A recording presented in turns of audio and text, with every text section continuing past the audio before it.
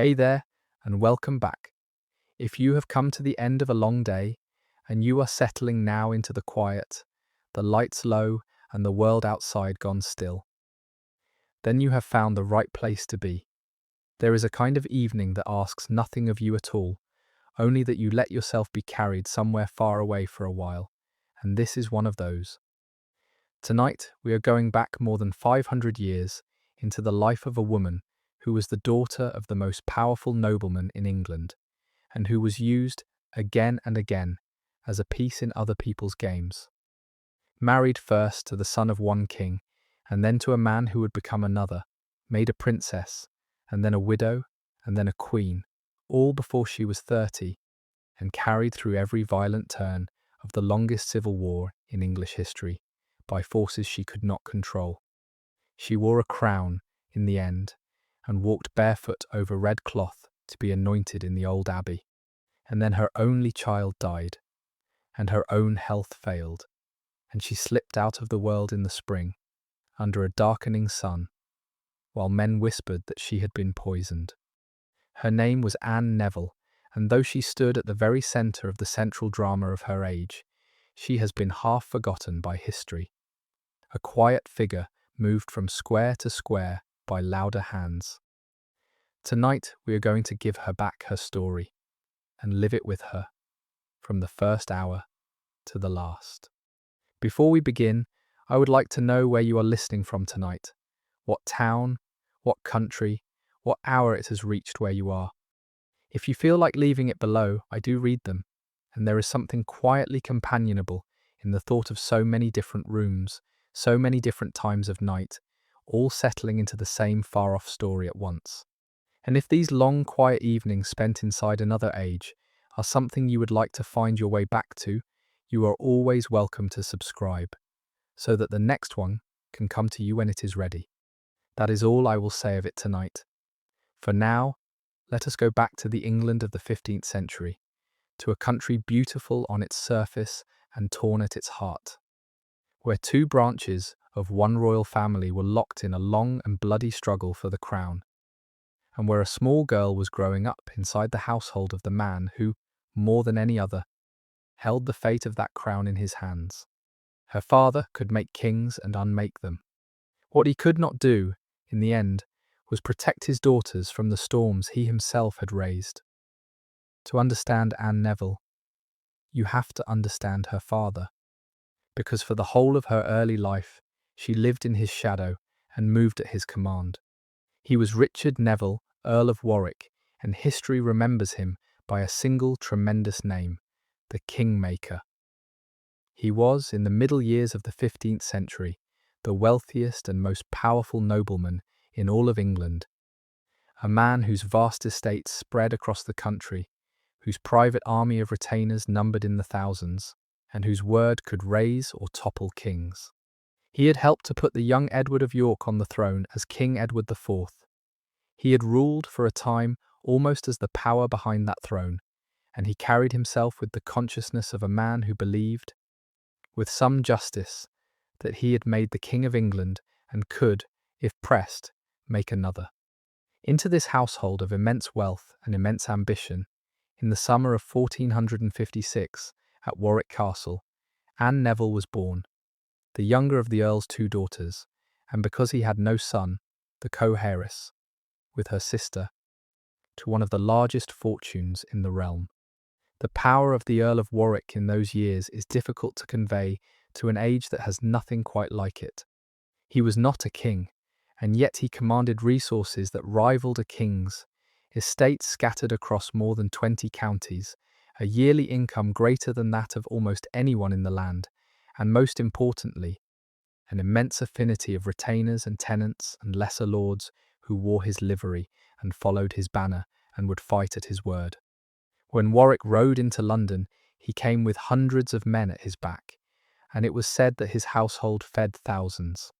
He had risen high in the service of York, had been the indispensable sword and purse behind Edward's seizure of the throne, and he had been rewarded with offices and lands that lifted him higher still. Men spoke of him across Europe as the man who governed England, and he came to believe it of himself. This was the colossus in whose shadow Anne grew up, the father whose every quarrel shook the kingdom, and whose final, fatal quarrel would tear her own life apart, along with his. That fact, that she and her sister Isabel were heiresses to the Kingmaker's wealth, with no brother to inherit ahead of them, shaped the entire course of Anne's life, and it is worth understanding why.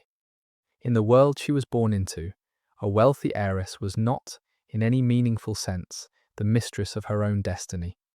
She was a vessel through which land and title and blood would pass to whatever husband her family chose for her, and the choosing of that husband was a matter of the highest politics, to be weighed and bargained over like a treaty between powers. For the daughters of the Kingmaker, the stakes were higher still, because their hands carried not merely vast wealth, but a share in the Neville preeminence itself, the affinity and the prestige and the claim to be near the very top of the kingdom. Whoever married a daughter of Warwick married a piece of the Kingmaker's power, and so from her earliest childhood, Anne's marriage was never going to be her own to give. It was an instrument of her father's ambition, a card in his hand, to be played when and how it best served his designs. And the designs of the Kingmaker reached all the way to the throne of England. Her mother is worth a word, for she would prove one of the more quietly tragic figures of the family. Anne Beauchamp, Countess of Warwick, was herself a considerable heiress, and it was through her that much of the vast fortune the family enjoyed had come. The Beauchamp and Despencer lands that made the Earl of Warwick rich enough to play at king-making. She was a woman of high birth and high consequence in her own right, not merely the wife of a powerful man, but the source of a large part of his power. And she would outlive her husband and both her daughters, surviving into the next century, only to suffer one of the strangest injustices the age produced, when her living person was declared legally dead so that her lands could be carved up between her sons-in-law. But that lay far ahead. In the years of Anne's childhood, the Countess was simply the mistress of the Neville households, the mother of the two bright heiresses, a high lady at the height of her family's fortunes, with no notion of the strange humiliation that the wars would one day visit upon her. The Beauchamp inheritance that Anne's mother carried, and that would one day be the cause of so much grasping, had been assembled over generations and represented some of the richest land in England. The Earls of Warwick of the Beauchamp line had been among the mightiest of English magnates, and when that line failed in the male succession, its vast estates passed to Anne Beauchamp, the heiress, and through her marriage to Richard Neville, they were joined to the already vast Neville lands to make the colossal fortune of the Kingmaker. So the wealth that hung over Anne's whole life, that made her and her sister such glittering prizes, came in large part from her mother's side, from the Beauchamp heritage. It is worth understanding this, for it explains why the Countess stood so squarely in the way when the brothers came to divide the spoils. The largest part of what they wanted was hers, not her dead husband's, held by right of her own blood and her own inheritance. To get at it cleanly, they had to get her out of the way, and rather than wait for a living woman to die, they simply declared her dead in law. The injustice done to the Countess was in a sense the original sin of the whole inheritance struggle, the wrong from which Anne's own contested fortune flowed, and it fell on the very woman from whom the greatest part of that fortune had come. It is worth pausing to feel the strangeness of that condition, to be born valuable and powerless in the same breath. A great heiress was among the most sought-after persons in the realm, courted and flattered and fought over. And yet she was sought after precisely as a thing is sought after, for what she carried rather than for what she was. The land and the blood and the title that would pass through her made her a prize, but a prize has no say in who wins it.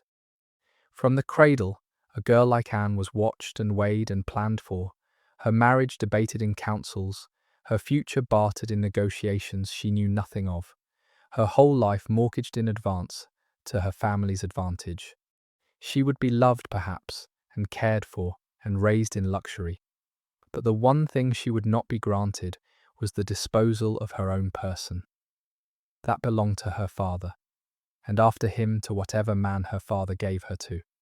It is a hard thing to be a treasure, for a treasure is owned, and Anne Neville was from her first breath the most precious sort of property, to be spent when and how the men who held her saw fit. There is a paradox here that runs through the whole of Anne's life and through the lives of all the rich heiresses of her age. The more valuable a woman was, the more land and blood and consequence she carried. The less free she became, for the very scale of her inheritance made her too important to be left to her own choosing. A poor woman of no property might, within the narrow limits of her world, have some say in whom she married. She was not worth fighting over. But a wealthy heiress was a strategic asset, and strategic assets are not consulted. The richer Anne was, the more tightly she was held, the more carefully her marriage was planned, and fought over and used. Her wealth, which might seem a kind of power, was in truth the chief instrument of her powerlessness, the thing that made her a permanent object of other people's designs. It is one of the cruel ironies of her position, and of the position of women like her, that what the world most valued in them was precisely what most thoroughly denied them the disposal of themselves. Anne was among the richest young women in England, and among the least free, and the two facts were not opposites, but the same fact seen from two sides.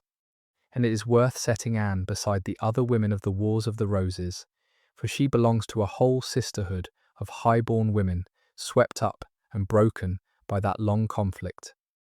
There was Margaret of Anjou, the fierce queen who lost her cause and her son and her wits to grief. There was Elizabeth Woodville, the commoner raised to a throne who saw her sons vanish into the Tower. There was Anne's own mother, the Countess, declared legally dead for her lands. There was Margaret Beaufort, who schemed through exile and danger to make her son a king. And there was Anne, the Kingmaker's daughter, married first to one side and then the other, twice widowed, crowned and bereaved and dead before 30.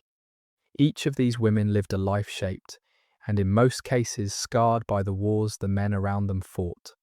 Each was used or struck at or carried up and dropped by the long struggle for the crown. Together they tell a truth that the chronicles, fixed on the deeds of kings and lords, tend to obscure, that the wars were not only a matter of battles and successions, but a catastrophe that fell, with particular weight, upon the women bound to the great houses, who suffered the consequences of quarrels they had no hand in making. Anne's story is one thread in that larger tapestry of women's endurance and women's loss, and it gains in meaning when we see it so, not as an isolated misfortune, but as one example among many of what that age did to its daughters. What distinguishes Anne, even within that sisterhood perhaps, is the sheer completeness of her powerlessness, the degree to which she acted in all her recorded life. Hardly at all. Margaret of Anjou fought. She led armies, made policy, drove her cause forward with a ferocious will. Elizabeth Woodville schemed and survived, took sanctuary, made alliances, worked to save her remaining children and place her blood back near the throne. Margaret Beaufort plotted patiently across decades to make her son a king. These women, for all their sufferings, were agents as well as victims, players as well as pieces. Anne, alone among them, seems never to have been allowed to act at all.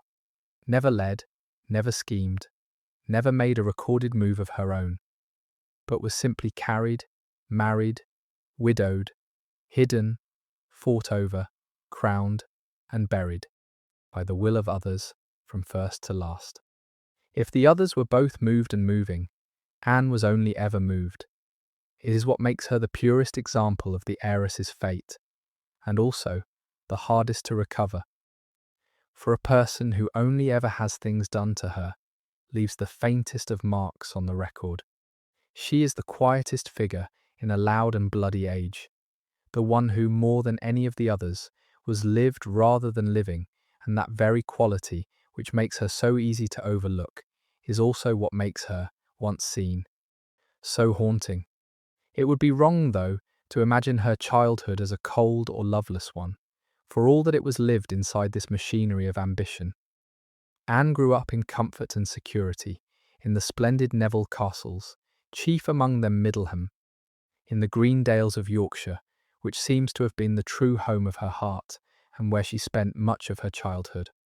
She had her sister Isabel, 5 years older, as her close companion, the two girls raised together as the bright double heiresses of a magnificent house.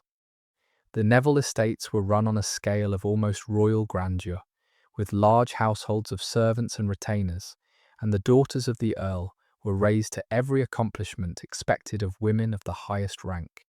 And Middleham in those years was a place where the children of the nobility were schooled in the arts of nobility, for it was there, in her father's household, that two young royal brothers, George of Clarence and Richard of Gloucester, the younger brothers of King Edward IV, came to complete their training, to learn the management of men and arms under the eye of the Kingmaker. So it was that Anne, as a small girl, knew the boy Richard of Gloucester, who would one day be her husband and her king, when they were both children together in the Yorkshire dales, long before either of them could imagine the strange and terrible road that would carry them, in the end, to the throne. The world of a noble childhood in the 15th century was one of ceremony and comfort and constant company, and the Neville daughters would have known little hardship in their early years. There would have been the round of the seasons in the castles, the household removing from one residence to another as the year turned and the stores were consumed. The chapel and its daily offices, for piety was woven through every noble life. The women of the household, the nurses and gentlewomen who raised and schooled the girls, the lessons in reading and needlework and music and the management of a great house that a future noblewoman required. The Nevilles lived on a scale that few in England could match, and Anne and Isabel were the cherished heiresses at the heart of it. We should not imagine the machinery of dynastic ambition as something cold and visible to the children caught in it. To Anne, in those early years, it would simply have been life. The comfortable, ceremonious, well-ordered life of a lord's daughter, with the schemes of the adults running quietly beneath it, like a current beneath calm water. The current would surface soon enough, but for a while there was only the childhood, and it seems to have been, by the measure of the age, a fortunate one, and piety would have been woven through it all, for Anne was born into an intensely religious age and grew into an intensely religious woman.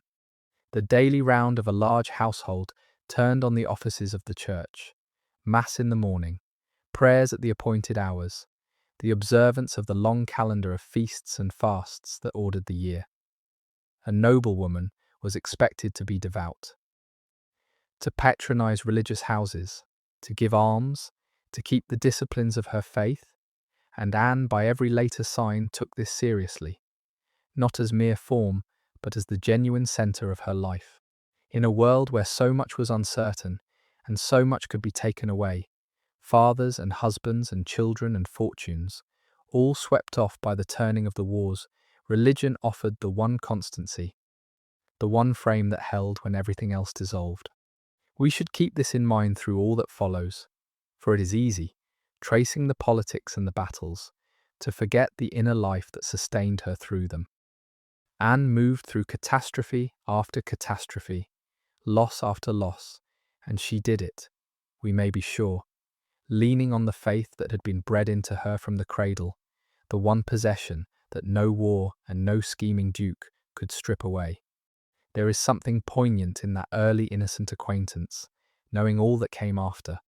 In those years at Middleham, before the wars had done their worst, Anne was simply a nobleman's younger daughter, and Richard simply a king's younger brother, being raised in a powerful household, and the two of them were children in the same halls, under the same northern sky, with no notion of what was coming. Plans were already forming, in the minds of the adults, that might one day join the Neville daughters to the royal brothers, Isabel perhaps to George, Anne perhaps to Richard. For such a double match would bind the Kingmaker's blood to the blood royal, and set his grandchildren within reach of the crown itself. But those were schemes for the future, and for now they were only children, learning their letters and their manners and their horsemanship in the great northern castle.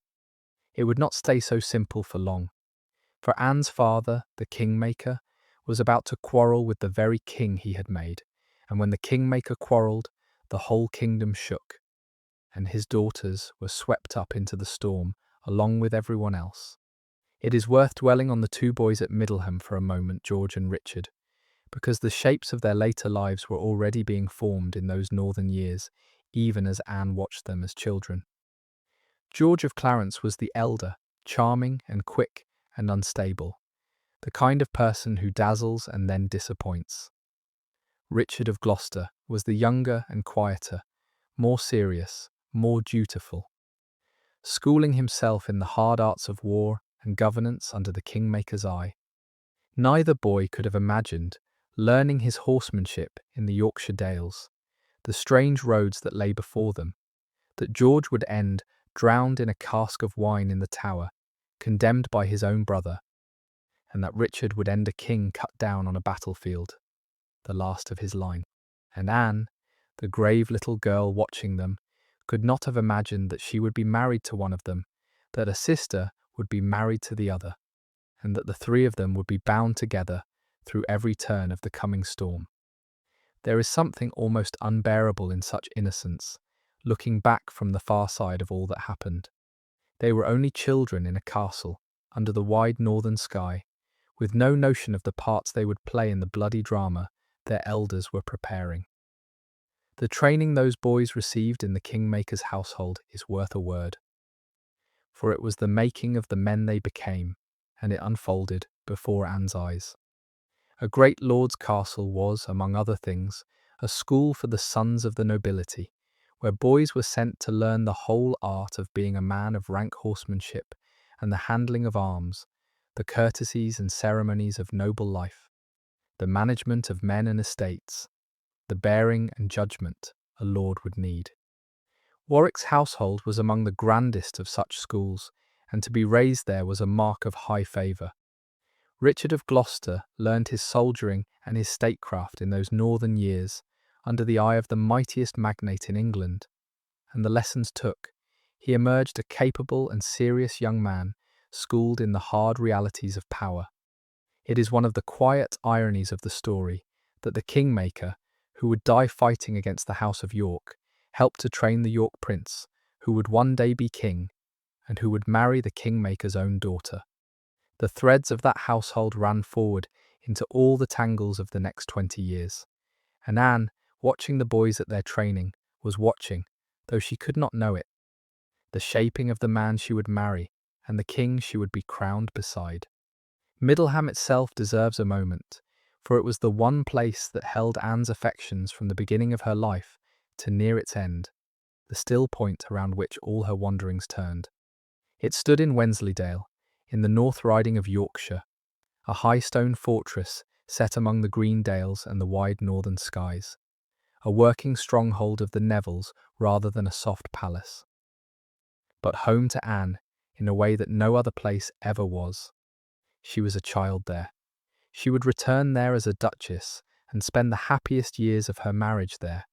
Her only son would be born there and would die there. The dales around it, the sweep of the fells, the particular quality of the northern light would have been the landscape of her heart. The country she carried in her mind through all her exiles and reversals. There is a deep human truth in the way a person's earliest home keeps its hold on them. And Anne, who was moved about the map of England and France by other hands all her life, seems always to have belonged, in her own sense of herself, to the green dales of the north. It is fitting, and a little heartbreaking, that the place she loved best should also be the place where her deepest joy and her deepest grief, her son's birth and her son's death, both came to pass. The quarrel between the Kingmaker and King Edward IV had been building for years, and at its heart lay wounded pride and thwarted ambition. Warwick had made Edward king, and had expected, in return, to remain the dominant force in the kingdom, the great minister whose hand guided the realm and whose counsel the young king would follow. But Edward, once secure on his throne, proved to have a will of his own. He married, secretly and against all advice, a widow named Elizabeth Woodville. A marriage that wrecked the French alliance Warwick had been negotiating, and that filled the court with the new queen's numerous and ambitious relatives, who gathered up offices and rich marriages and crowded the Kingmaker from his place of preeminence. Warwick, proud and powerful and accustomed to being heeded, found himself increasingly ignored. His advice set aside, his influence waning as the upstart Woodvilles rose. And the resentment festered in him, year by year, until the man who had made the king began to contemplate the unmaking of him. To understand the wars that shaped Anne's life, it helps to grasp what they actually were, because they ran beneath everything that happened to her. At root, the quarrel was a fight within a single family over the crown of England, between the House of Lancaster, descended from one son of a long-dead king, and the House of York, descended from others. For 3 generations Lancaster had held the throne. Ending in the gentle and broken Henry VI, York pressed a rival claim that grew stronger as Henry's weakness grew plainer. What began as a struggle over who should govern in a feeble king's name slid by degrees into a struggle over who should wear the crown at all, and once men had begun to die in battle over it. The quarrel took on a terrible momentum, each killing demanding revenge, each victory breeding the next war. This was the conflict into which Anne was born, and it was not a distant backdrop to her life, but its very substance. The force that made and unmade her father, that killed her first husband, that widowed and remarried her, that lifted her at last to a throne, and then destroyed the dynasty she had married into. The Wars of the Roses were the weather of her entire existence, and there was never a season of her life when their storms were not either breaking over her or gathering to break again. It is worth understanding the marriage that lay at the root of the quarrel, because it set in motion everything that followed, including Anne's own fate. Warwick had been negotiating a grand foreign match for the young king, a French princess who would seal an alliance and crown the Kingmaker's diplomacy. And then Edward, in secret, had already married someone else entirely. Elizabeth Woodville, an English widow of modest birth, the daughter of a mere baron, with a large family of ambitious brothers and sisters. When the secret came out, it made a fool of Warwick before all of Europe, his careful French negotiations exposed as worthless. Worse, the new queen's many relatives now flooded the court, snapping up the offices and the rich marriages and the royal favour that Warwick regarded as rightly his to command. The Woodvilles became, in the Kingmaker's eyes, a swarm of grasping upstarts who had displaced him from his place beside the throne. The resentment that built in him from that marriage was the seed of all his later treason. And it is a strange thought that Anne's whole tragedy, the marriages and the widowhoods and the long road to her unmarked grave, traced back, in the end, to a king who married for love against his greatest subjects' wishes.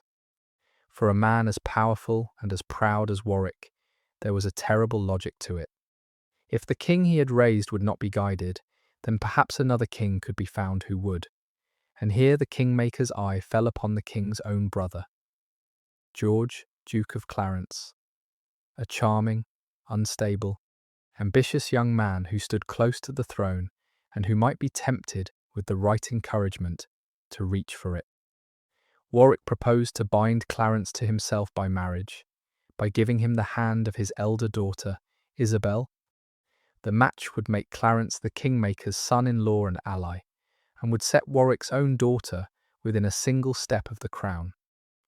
King Edward, sensing the danger in such an alliance between his overmighty subject and his unreliable brother, forbade the marriage.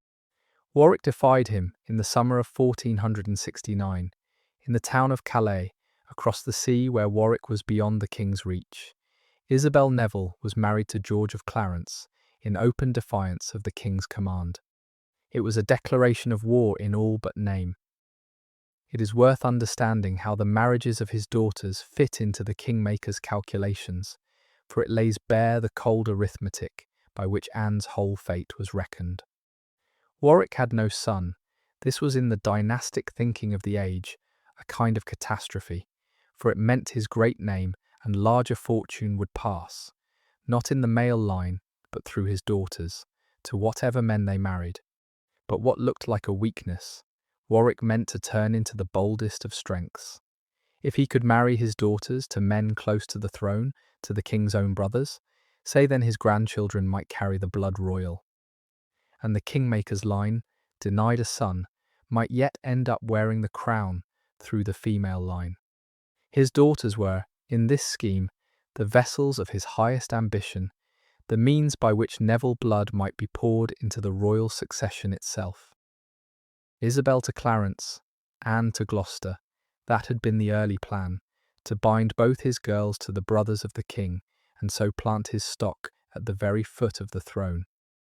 When that plan was thwarted, he simply devised another, and married Anne, instead, to the Lancastrian heir. Either way, the principle was the same, and it was chillingly clear. His daughters existed, in his strategy, to carry his ambition into the next generation, and their hands would be played wherever they could buy him the most. And it casts a long light forward, this cold arithmetic, for it shaped not only Anne's marriages, but the marriages of half the great figures of the age, and so the whole course of the wars. Nearly every alliance and rivalry of those decades was sealed or broken by a marriage, and behind nearly every marriage stood calculations exactly like the Kingmakers of land, of blood, of strategic advantage, of the binding of one great house to another. The women who were married off in these matches were, almost without exception, treated as Anne was treated, as the instruments of policy, their hands the currency in which alliances were bought. To read the history of the Wars of the Roses is to read a long chronicle of such marriages, each one a transaction, each one disposing of a woman's life to serve a man's strategy. Anne's case is only the starkest and the saddest of a vast number, the daughter of the boldest schemer of all, married twice to serve the highest stakes, and used so thoroughly that her own person all but vanishes behind the transactions she was made to seal. When we see her fate in this light, we see that it was not a peculiar misfortune, but the common lot of her kind, written in her case in the boldest letters, because the stakes she was staked for were the very highest, the crown of England itself. It is worth remembering, too, that Anne lived her whole life in a world without the comforts and certainties we now take for granted, a world in which death came early and often, and struck without warning. Her sister died young in childbed, her infant nephew died at sea, her father and husband and brother-in-law died by violence, her own son died a child, she herself died at 28 of a disease no physician of her age could cure. This was not exceptional, but ordinary. The people of the 15th century lived alongside death in a way that is hard for us now to imagine, losing children and kin and spouses with a regularity that would seem to us almost unbearable. They armoured themselves against it with religion, with the firm belief in a life to come that made the losses of this life endurable. And Anne, devout as she was, would have leaned on that faith through loss after loss. We should keep this in mind when we measure her sufferings, for while her particular griefs were heavy, the fact of grief itself was the common weather of her age, borne by everyone, expected by all. What made Anne's losses notable was not that she suffered them, everyone suffered such things, but that hers were bound up with the fate of a kingdom, and so were recorded, and that they fell with such crowded severity on a single short life. She lived and lost and endured as the people of her age did, only more visibly and more relentlessly than most. For Anne, then 13 years old, her sister's marriage was the first turn of the wheel that would not stop turning for the rest of her life. With Isabel wedded to Clarence, the two men, father-in-law and son-in-law, threw off all pretense and rose in open rebellion against the king. They raised armies, issued manifestos blaming the king's evil counsellors, meaning the Woodvilles, and in a sharp little battle they defeated the royal forces and even for a time held King Edward himself as their prisoner. For a few heady weeks it seemed the Kingmaker had done it again, had mastered the king as he had once made him. But the country would not settle under so naked an usurpation of power. And Warwick found he could not rule through a captive king. He was forced to release Edward, and an uneasy, insincere reconciliation followed, with both sides knowing that the breach could never truly be healed. The Kingmaker had rebelled against his king and failed to make the rebellion stick. He had now to choose between submission and a far more dangerous course, and Warwick was not a man who knew how to submit. It is worth noticing how the pattern of Anne's whole life is already visible in this first great upheaval, like a theme stated quietly at the beginning of a piece of music before all its variations. Her sister was married to serve their father's ambition. The marriage triggered a rebellion. The rebellion swept the family into danger, and through all of it, the two girls were carried along, their fates decided entirely by the men whose schemes they served. Anne, 13, watched her elder sister handed to Clarence as a piece in the Kingmaker's game, and can have had no doubt that her own hand would be played the same way when the moment came. She was the spare heiress, the younger daughter held in reserve, and she would be spent when her father judged the time was right. There is something chilling in the steadiness of it. The way a girl of that world simply grew up, knowing that her marriage was not hers, that she waited to be used, that the only question was when and to whom. Anne had learned that lesson, surely, long before her father led her to the altar at Angus. She had watched it done to her sister first. And it is worth asking, as we watch the wheel begin to turn, what choices Anne might have made, had she been given any though, the question is almost unanswerable. For the whole point of her position was that choices were not hers to make. Consider whether she might have refused the Lancastrian marriage. In theory, perhaps, a girl might resist.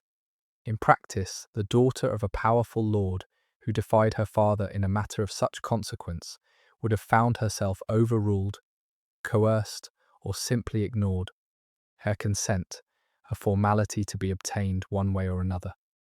Nor could she have fled, hidden, or struck out on her own, for the world offered no such path to a girl of 14, no place she could have gone, no life she could have lived outside the structures that held her. The hard truth is that Anne had no real alternatives, no door she might have opened onto a different fate. She was held fast by the iron facts of her age and her sex and her rank, and the only freedom available to her was the inner freedom of how she met what she could not change. We do her no service by imagining she might have escaped her fate had she only been bolder. The bars of her cage were real, and no boldness could have bent them. What she could do, and what by every sign she did, was endure her unchosen life without losing herself in it, and that, in her circumstances, was the only victory available. Through all of this, Anne was a spectator to events that would determine her fate, carried along in her father's train as his fortunes rose and fell. She had no voice in any of it, no power to shape the course her father took, and yet everything that happened to him happened in its consequences to her.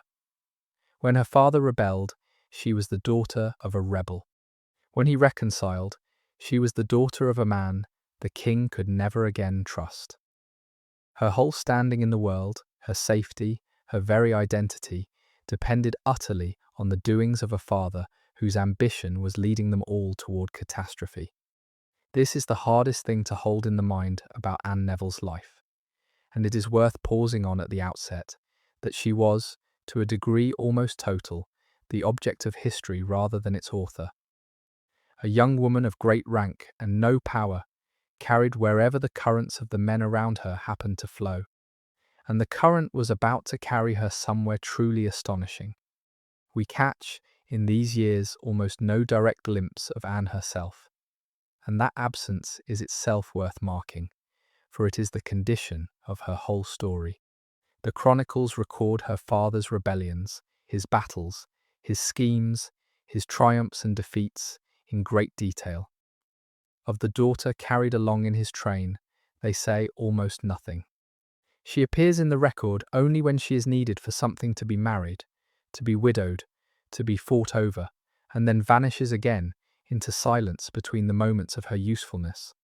We do not know where she was for much of this time, or what she did, or what she felt, only that she was somewhere in her father's orbit, being moved as his plans required. It is like watching a great storm and knowing that somewhere within it, a small boat is being tossed, without ever quite being able to see the boat.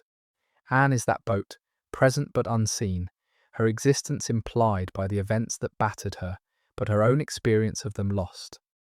We reconstruct her as best we can from the shape of the storm around her, and we should be honest that this is what we are doing, tracing the outline of a life from the pressure of the forces that bore upon it, rather than from any record of the life itself.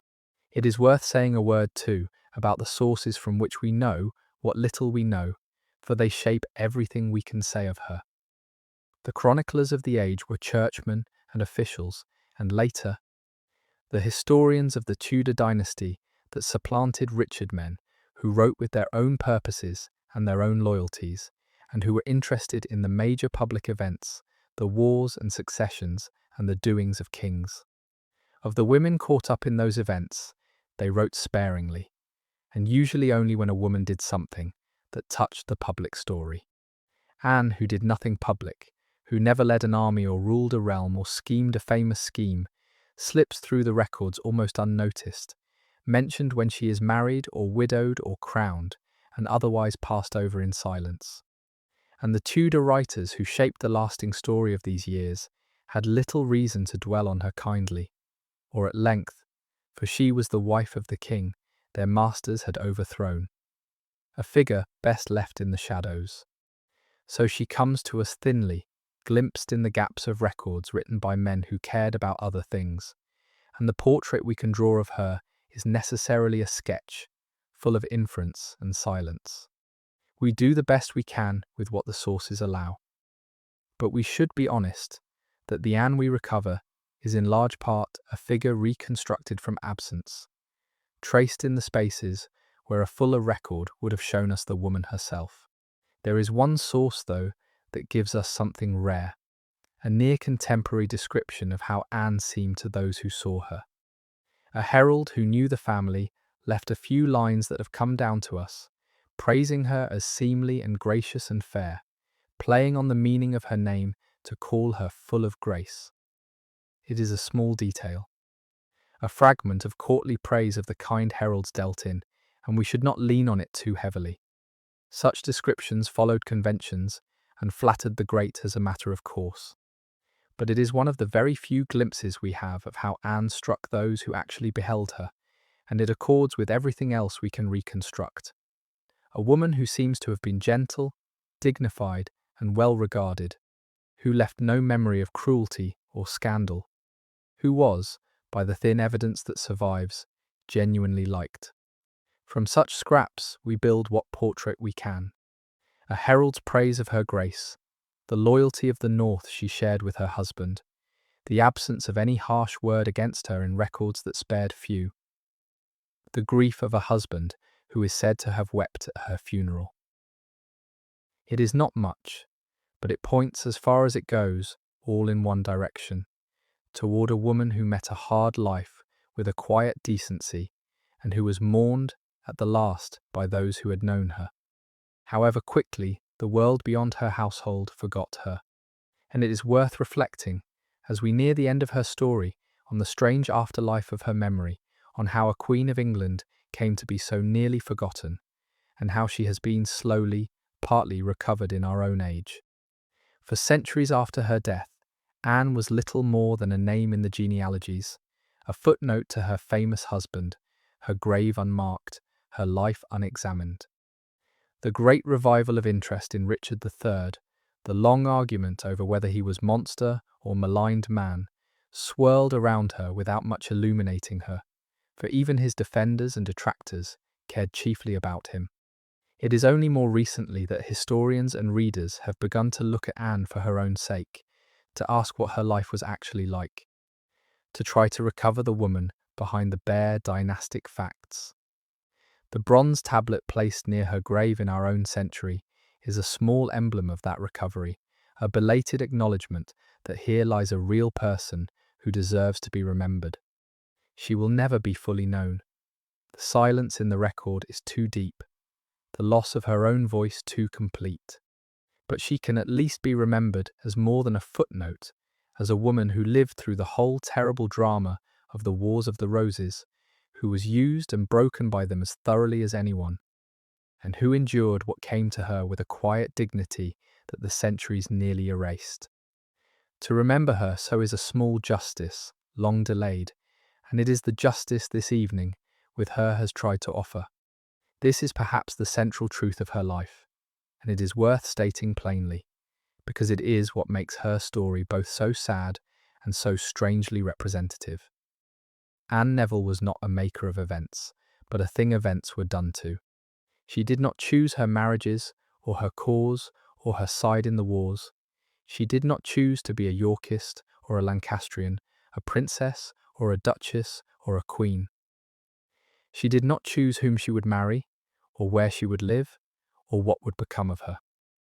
All of these were chosen for her, by her father, by her husbands, by the brute turning of the wars, by men who saw in her a means to their ends. And in this she was not unusual, but representative, for this was the condition of very nearly all women of her rank in that age, who were the instruments of dynastic strategy, the carriers of blood and land.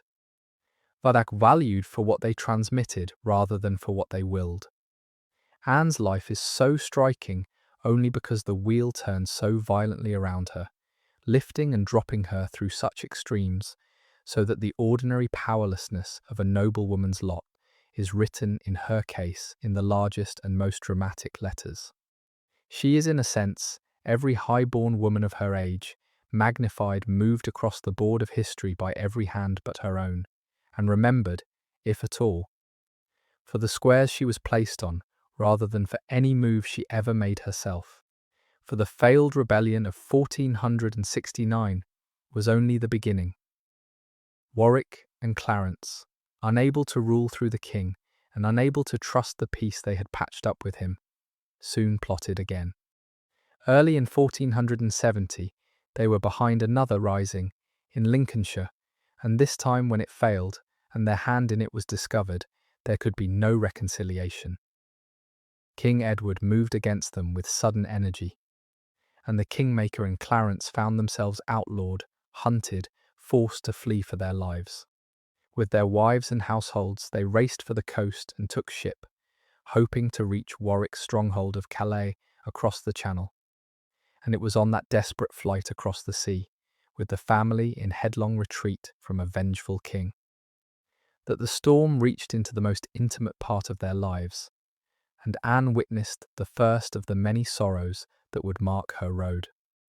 There is a grim education in watching how the wars hardened everyone they touched, and Anne, growing up inside her father's rebellions, would have learned its lessons young. She would have seen how oaths were sworn and broken as advantage shifted, how men who had been allies became enemies overnight, and enemies became allies, how the great talked of loyalty and honour while acting from naked interest, how a cause could be abandoned the moment it ceased to serve. Her own brother-in-law Clarence betrayed her father at the decisive hour, deserting the Lancastrian alliance to go back to his brother the king, a betrayal that helped destroy Warwick at Barnet. Her father had himself betrayed the king he made, and then made peace with the enemies he had ruined. Everywhere Anne looked, the bonds that were supposed to hold of kinship, of loyalty, of sworn faith bent and broke under the pressure of ambition and fear. It was a hard schooling in the unreliability of everything, and it must have taught her, as it taught so many of her age, to trust little and expect betrayal, to know that no alliance was permanent and no height secure. Whether she carried that hard knowledge as bitterness or simply as a clear-eyed understanding of the world she lived in, we cannot say. But she had every reason to learn, young that in the world of the wars almost nothing and almost no one could be wholly relied upon. And we should not let the Kingmaker pass without acknowledging the strange grandeur of him, for all the ruin he brought on his own. Richard Neville was, by any measure, one of the most remarkable men of his century, a magnate of almost royal power, a soldier and a politician of the first rank, a man who genuinely held the fate of the kingdom in his hands for a span of years. His name, the Kingmaker, was earned. He had raised one king and would die trying to raise another. There was grandeur in his ambition and real ability behind it, and for a time he bestrode England as no subject had before or would again. But his grandeur was also his daughter's doom, for a man who plays for such stakes drags everyone bound to him into the game, and Anne and Isabel were bound to him most closely of all. The same towering ambition that made Warwick mighty made him a danger to his own children, staking their lives and happiness on his schemes, marrying them where his strategy required, dragging them through flight and exile and war. He loved them, no doubt, in his way. Powerful men often do love the children, they nonetheless sacrifice to their designs. But love did not stay his hand from using them, and Anne paid, across her whole short life, for the grandeur and the ruin of her extraordinary father. He was a remarkable man, and he was also, for his daughters, a kind of catastrophe, and the two things were not separate, but one. The flight across the Channel in the spring of 1470 was a nightmare. Isabel, Anne's elder sister, was heavily pregnant, near her time, and the family's ships ran for Calais, the great fortress that Warwick himself commanded, expecting refuge. But Calais, fearing the king's wrath, refused them entry and turned its guns on the very lord who governed it, and so denied the harbour they had counted on. The family rode at anchor off the hostile coast or tossed on the open sea, and there, aboard ship, in the worst possible circumstances, Isabel went into labour.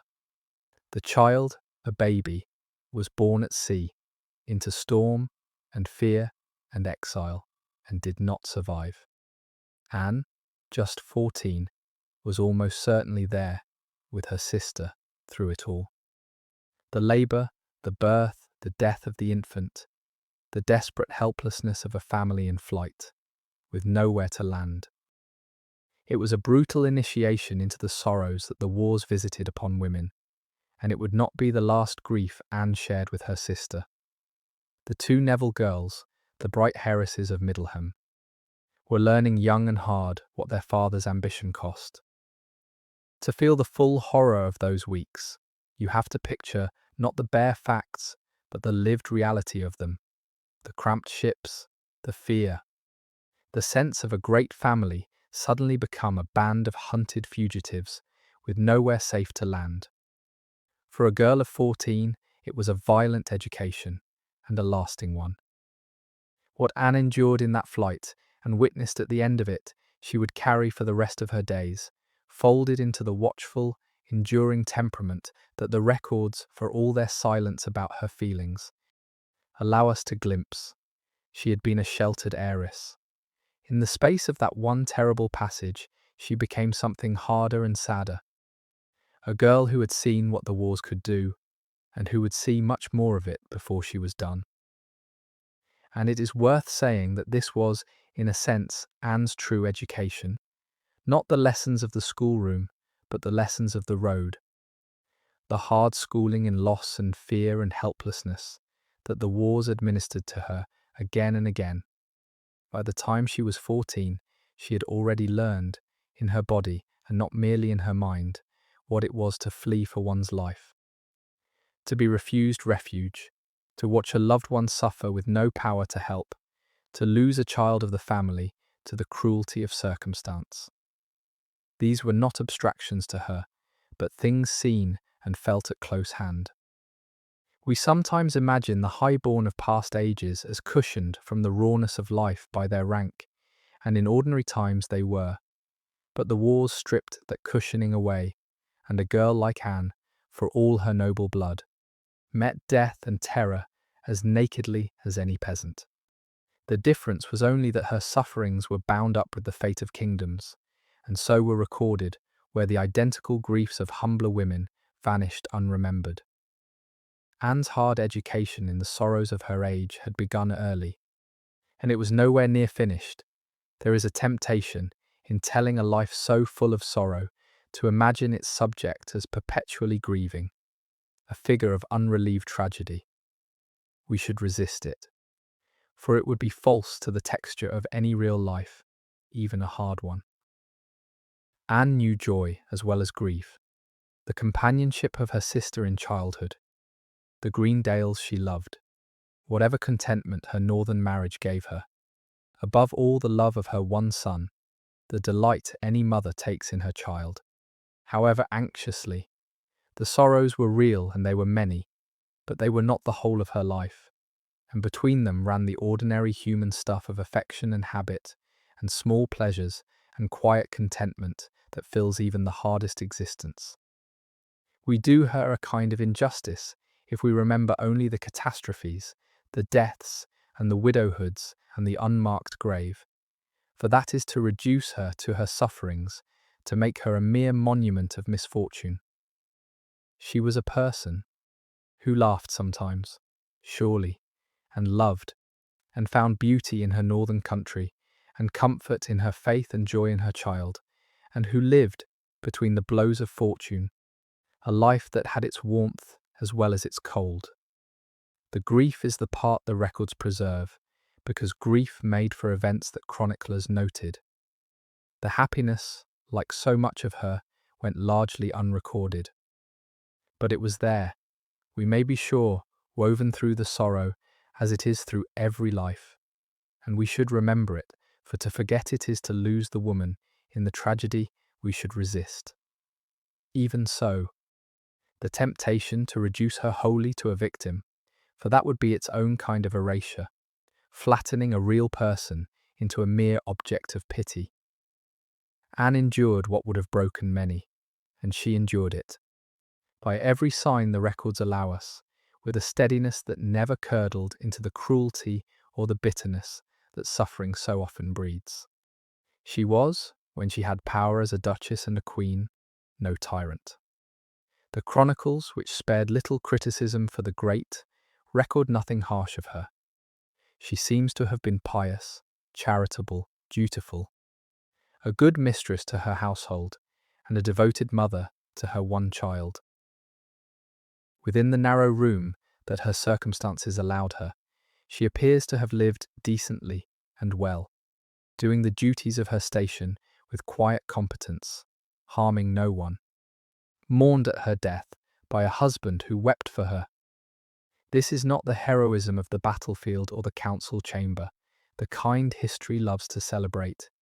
It is the quieter heroism of bearing a hard life with grace, of remaining kind under pressure that might have made one cruel, of doing one's duty faithfully in a world that gave one no choices.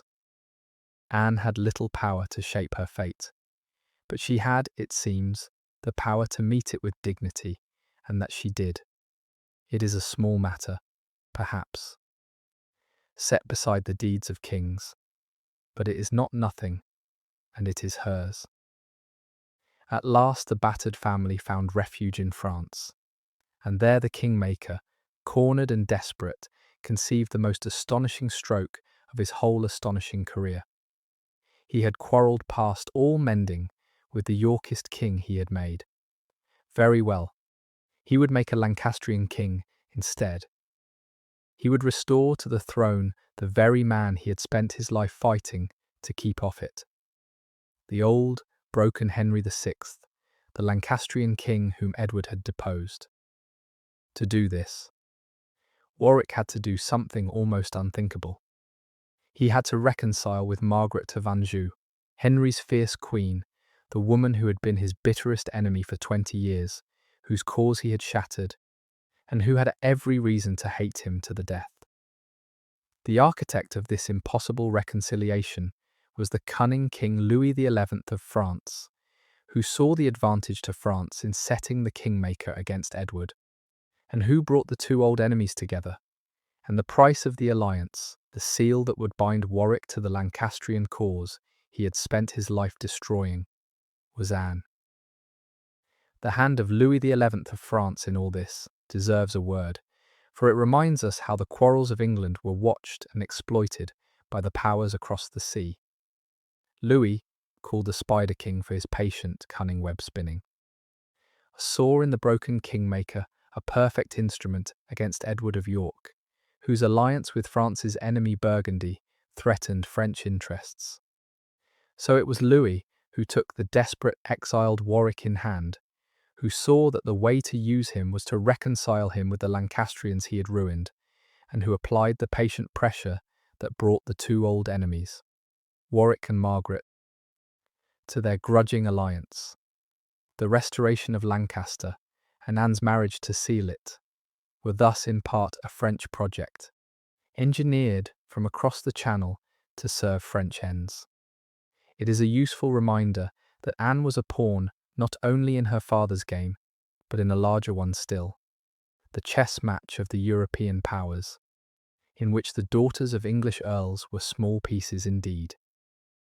The Spider King spun his web, and a 14-year-old girl was one of the threads of it, married off in a French cathedral to advance the designs of a king she would never meet, in a scheme whose true authors sat far away and played for stakes far larger than her happiness or her life. The brief Lancastrian restoration of 1470 is one of the strangest interludes in English history, and Anne stood near its centre. For a few months, an extraordinary inversion held sway. The Kingmaker, who had made the Yorkist king, now ruled in the name of the Lancastrian one he had once deposed. The old, broken Henry VI, pulled from the tower where he had languished for years, sat bewildered on the throne again, a figurehead for the man who had unmade and now remade him. And the cause of Lancaster, which had seemed dead, briefly lived again. It was a regime built entirely on the Kingmaker's power and the French king's backing, with no deep roots in the loyalty of the country, and it had the brittle, provisional quality of all such improvised arrangements. Men waited to see whether it would hold, whether the exiled Edward would come back, whether the wheel would turn once more.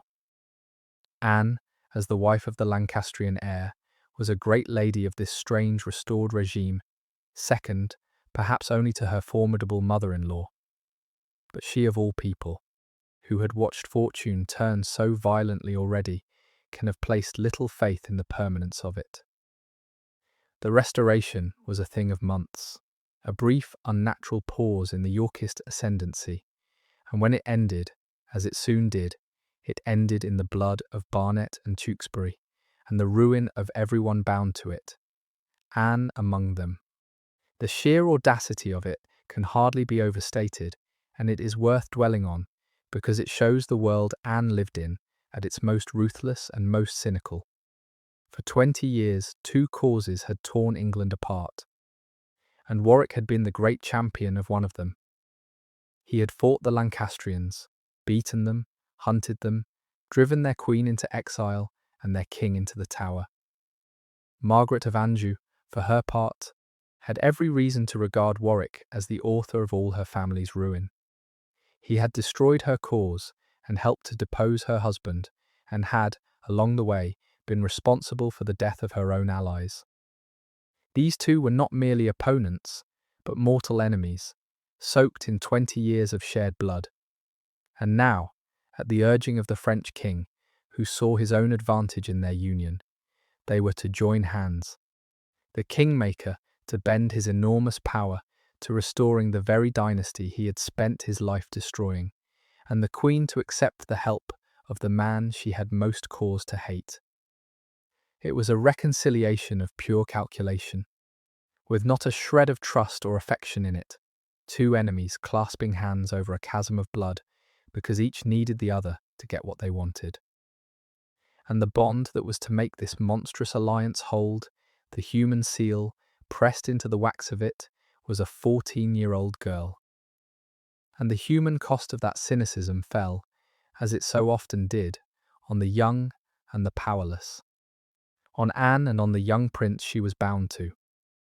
The great players in the drama Warwick, Margaret, Louis of France, made their cold bargain with their eyes open, each calculating their advantage, each entering the alliance for reasons of pure interest. But the seal of the bargain was two young people who had no say in it at all, a girl of 14 and a youth of 17, married to bind together enemies who would go on hating each other behind the formal show of reconciliation. Whatever became of the chief players, they had chosen their parts. Anne and Edward of Westminster had not. They were the instruments of a peace they had no hand in making, the human pledges handed over to guarantee a deal struck above their heads. And when the deal failed, as it did within a year, it was they who paid most dearly, the boy with his life at Tewkesbury, the girl with her widowhood and her long subsequent ordeal. This is the recurring pattern of Anne's world, and the recurring injustice of it, that the cold calculations of the powerful were paid for, again and again, in the lives and the happiness of the young people they used as their counters. Anne was such a counter, and the bargain of Angers was one of the cruelest uses she was ever put to. For the reconciliation was to be cemented by a marriage. Margaret of Anjou had a son, Edward of Westminster, the Lancastrian Prince of Wales, the heir to the throne his father had lost, a youth of about 17, raised in exile and bitterness, the last hope of the House of Lancaster. And Anne Neville, the Kingmaker's younger daughter, just 14 years old, was to be married to him to bind her father's power to the Lancastrian restoration and to make herself, if the scheme succeeded, the future Princess of Wales and one day the Queen of England. It is hard to imagine what the girl made of it. She had been raised a Yorkist, the daughter of the man who had put York on the throne. Now she was to marry the Lancastrian prince, the son of the woman her family had fought for a generation. Margaret of Anjou herself, by every account, was deeply reluctant, loathing the idea of binding her precious son to the daughter of the man who had done her house such harm. She is said to have made Warwick wait and humble himself, kneeling before her for a long time before she would consent. But the cold logic of power prevailed over the hatred, as it so often did, and the marriage was agreed. Spare a thought for what this meant from Anne's side of it, though the records give us almost nothing of her feelings. She had been raised a Yorkist in the household of the man who had made the Yorkist king. The Lancastrians were the enemy, the people her family had fought and beaten. Edward of Westminster, the young man she was now to marry, was the son of Margaret of Anjou, the woman whose cause Anne's father had spent a lifetime crushing. He had grown up in bitter exile, nursing the wrongs done to his house, and there were dark stories told of him. Of a youth grown harsh and bloodthirsty in his years of dispossession. Whether those stories were true or merely the propaganda of his enemies, Anne can hardly have known him at all. He was a stranger, and an enemy stranger at that, and she was being handed to him to seal a bargain between people who had hated each other her whole life. She was 14.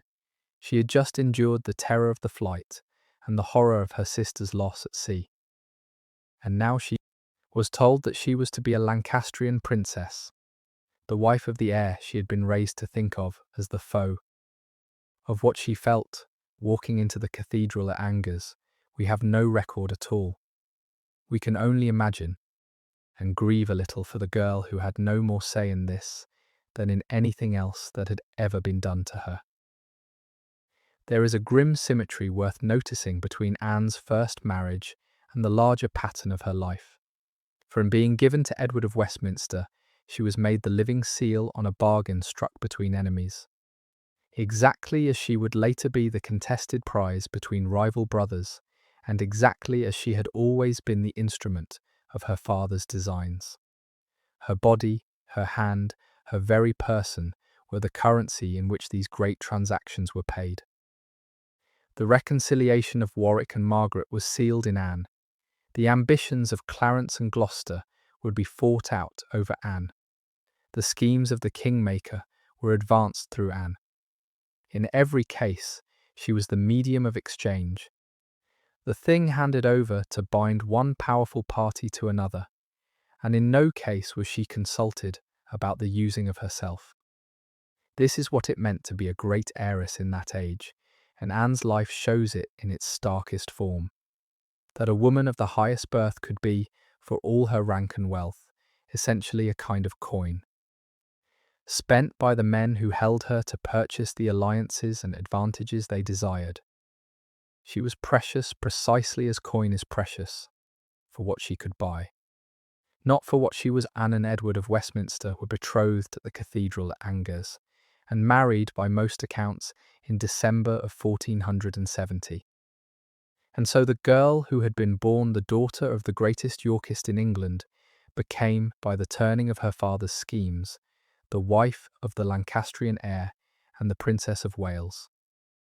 Of the marriage itself, of what passed between the 14-year-old girl and the young prince she had been bound to, we know almost nothing. It is widely thought that the marriage may never even have been consummated, perhaps deliberately, so that it might be undone if the alliance failed. A precaution that tells you everything about how little the feelings of the two young people mattered beside the calculations of their elders. Anne was a princess now, on paper, the future queen of a restored Lancastrian England. But she was also, as she had always been, a pawn moved to a new square on the board, her fate bound now to the success of an invasion and the fortunes of a cause that had been, until months before, her family's mortal enemy. The setting itself carries a strange resonance, for Angers lay deep in France, far from the England whose crown all this manoeuvring was meant to win, and the marriage that was to restore an English dynasty was made on foreign soil, among foreign witnesses, under the patronage of a foreign king. There is something fitting in that displacement, for everything about Anne's position in those months was provisional, borrowed, dependent on the goodwill of others and the success of a gamble. She was a princess of a kingdom her side did not yet hold, the wife of an heir whose inheritance had been taken from his family, bound into a cause that existed, for now, only in exile and in hope. The grandeur of her new title, Princess of Wales, future Queen, floated entirely on the prospect of an invasion that had not yet happened and a victory that was far from certain. She had been raised very high indeed, but onto a height made of air, a position that would become real only if her father's desperate scheme succeeded and would vanish utterly if it failed. Few people have ever been crowned, even in prospect, on so slender a foundation, and the foundation, as it turned out, would not hold. We might pause too on the young man Anne was bound to.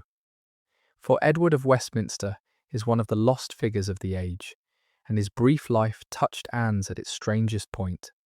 He was about 17, the only son of Henry VI and Margaret of Anjou, born to be a king and raised instead in exile and dispossession, his whole childhood shadowed by the loss of his father's throne. The chroniclers, mostly hostile to his cause, painted him as a youth grown harsh and warlike beyond his years, given to talk of battles and beheadings, hardened by the bitterness of his upbringing. How much of that is truth, and how much is the slander of his enemies, we cannot know. The young rarely get a fair hearing from the partisans of those who killed them. What is certain is that they were married only a few months before he was killed at Tewkesbury, and that in all that time we have no glimpse of what passed between them. He died at 17, the last hope of his house, and Anne can scarcely have known the boy to whom she had been so briefly and so consequentially bound. The restoration, at first, went astonishingly well. In the autumn of 1470, Warwick crossed back to England with French support, and King Edward IV caught off guard and short of strength, was forced to flee the kingdom, sailing into exile in the Low Countries.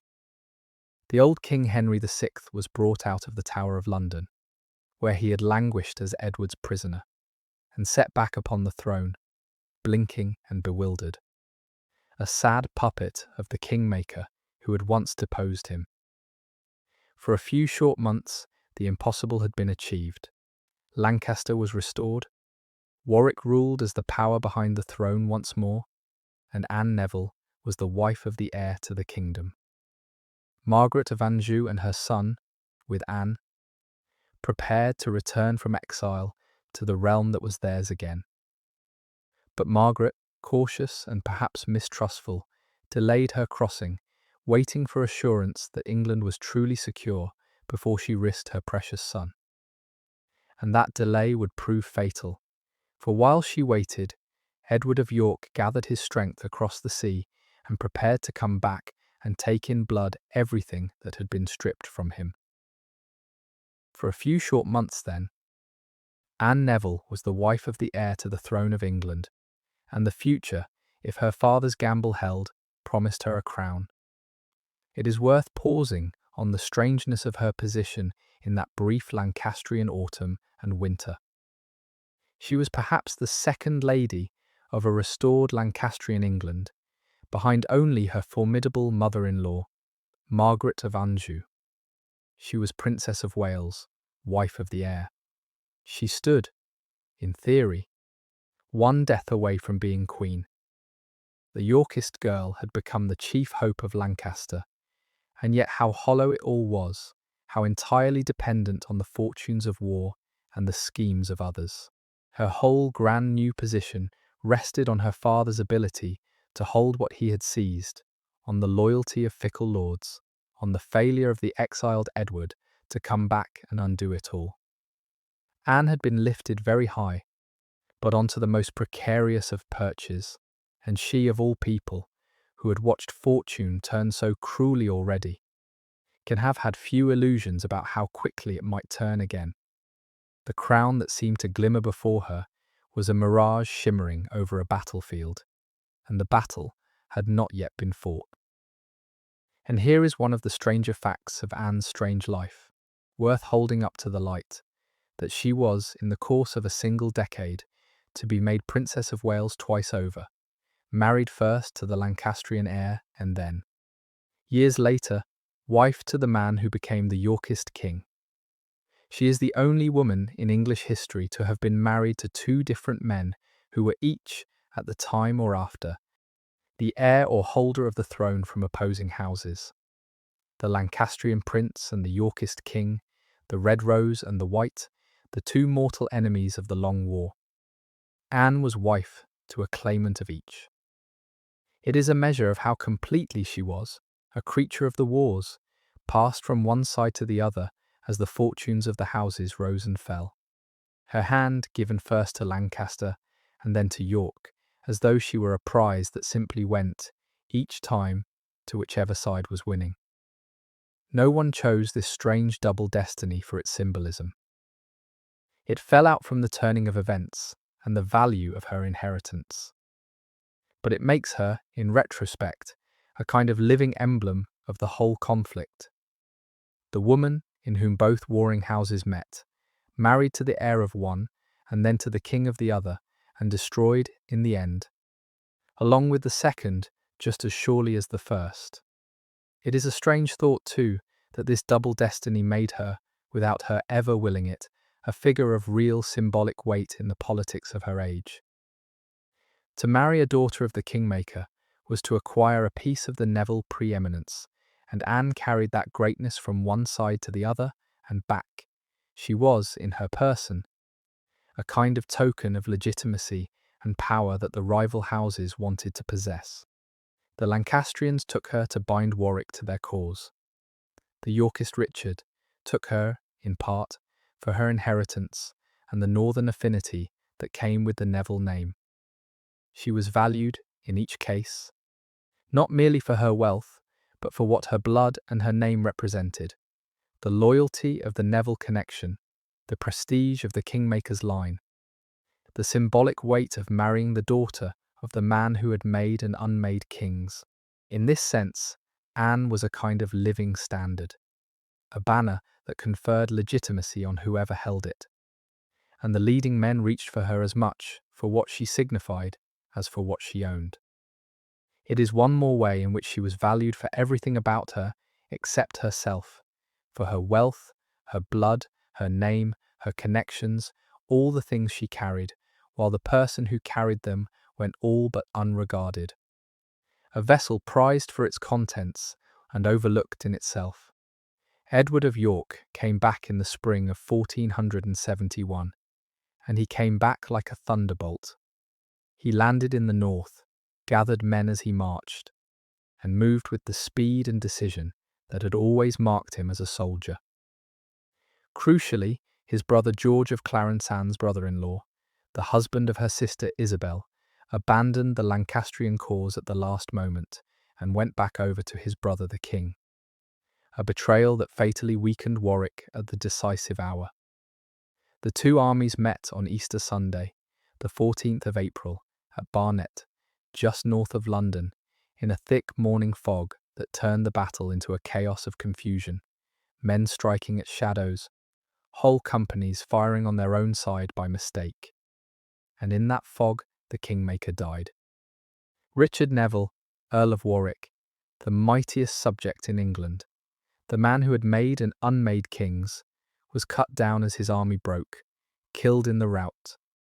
His body stripped and carried to London to be displayed, so that all could see that the Kingmaker was truly dead. Anne's father was gone. The campaign that destroyed Anne's family was a masterpiece of war, and it is worth understanding its swiftness, for it shows how quickly the ground could shift in those years. Edward landed in the north with only a small force, claiming at first merely to want his dukedom back rather than the crown, a careful fiction to avoid alarming the country and to gather strength before he revealed his true aim. As he marched south, his army grew, men flocking to the returning king, until he was strong enough to throw off the pretense and claim his throne outright. London opened its gates to him, and then, in a matter of weeks, he fought the two battles that annihilated his enemies. Barnet on Easter Sunday, and Tewkesbury a few weeks later, destroying in that short span both the Kingmaker and the last Lancastrian army, and with them the whole world that Anne had been bound into. It was decisive, merciless, and astonishingly fast. In the space of a single campaign of a few weeks, the Lancastrian restoration that had seemed so complete the autumn before was wiped from the earth, and everyone bound to it, Anne among them, was thrown from the heights to the depths. Such was the speed at which fortune moved in that age, and such was the velocity with which Anne's brief grandeur was shattered. There is a cruel theatricality in the manner of the Kingmaker's death that the chroniclers did not fail to note. Warwick had spent his life as the grandest of grand figures, the man who moved kings about like pieces, who came to London with armies at his back and was spoken of across Europe as the maker of England's fate. And he died in a fog, in confusion, on foot, cut down in the rout as his line collapsed. For the story goes that at Barnet, his men, in the murk, mistook one another's badges and fell to fighting among themselves, and that, in the chaos, the great Earl was overwhelmed and killed as he tried to reach his horse. The mightiest subject in England, who had made and unmade monarchs, ended as a corpse in the mud, stripped of his armour, his body carried to London and laid out in public, so that the people could see beyond doubt that the Kingmaker was dead. For Anne, the death of her father was the collapse of the whole structure of her life, for she had been, in every sense, her father's creature, raised and married and positioned entirely according to his designs.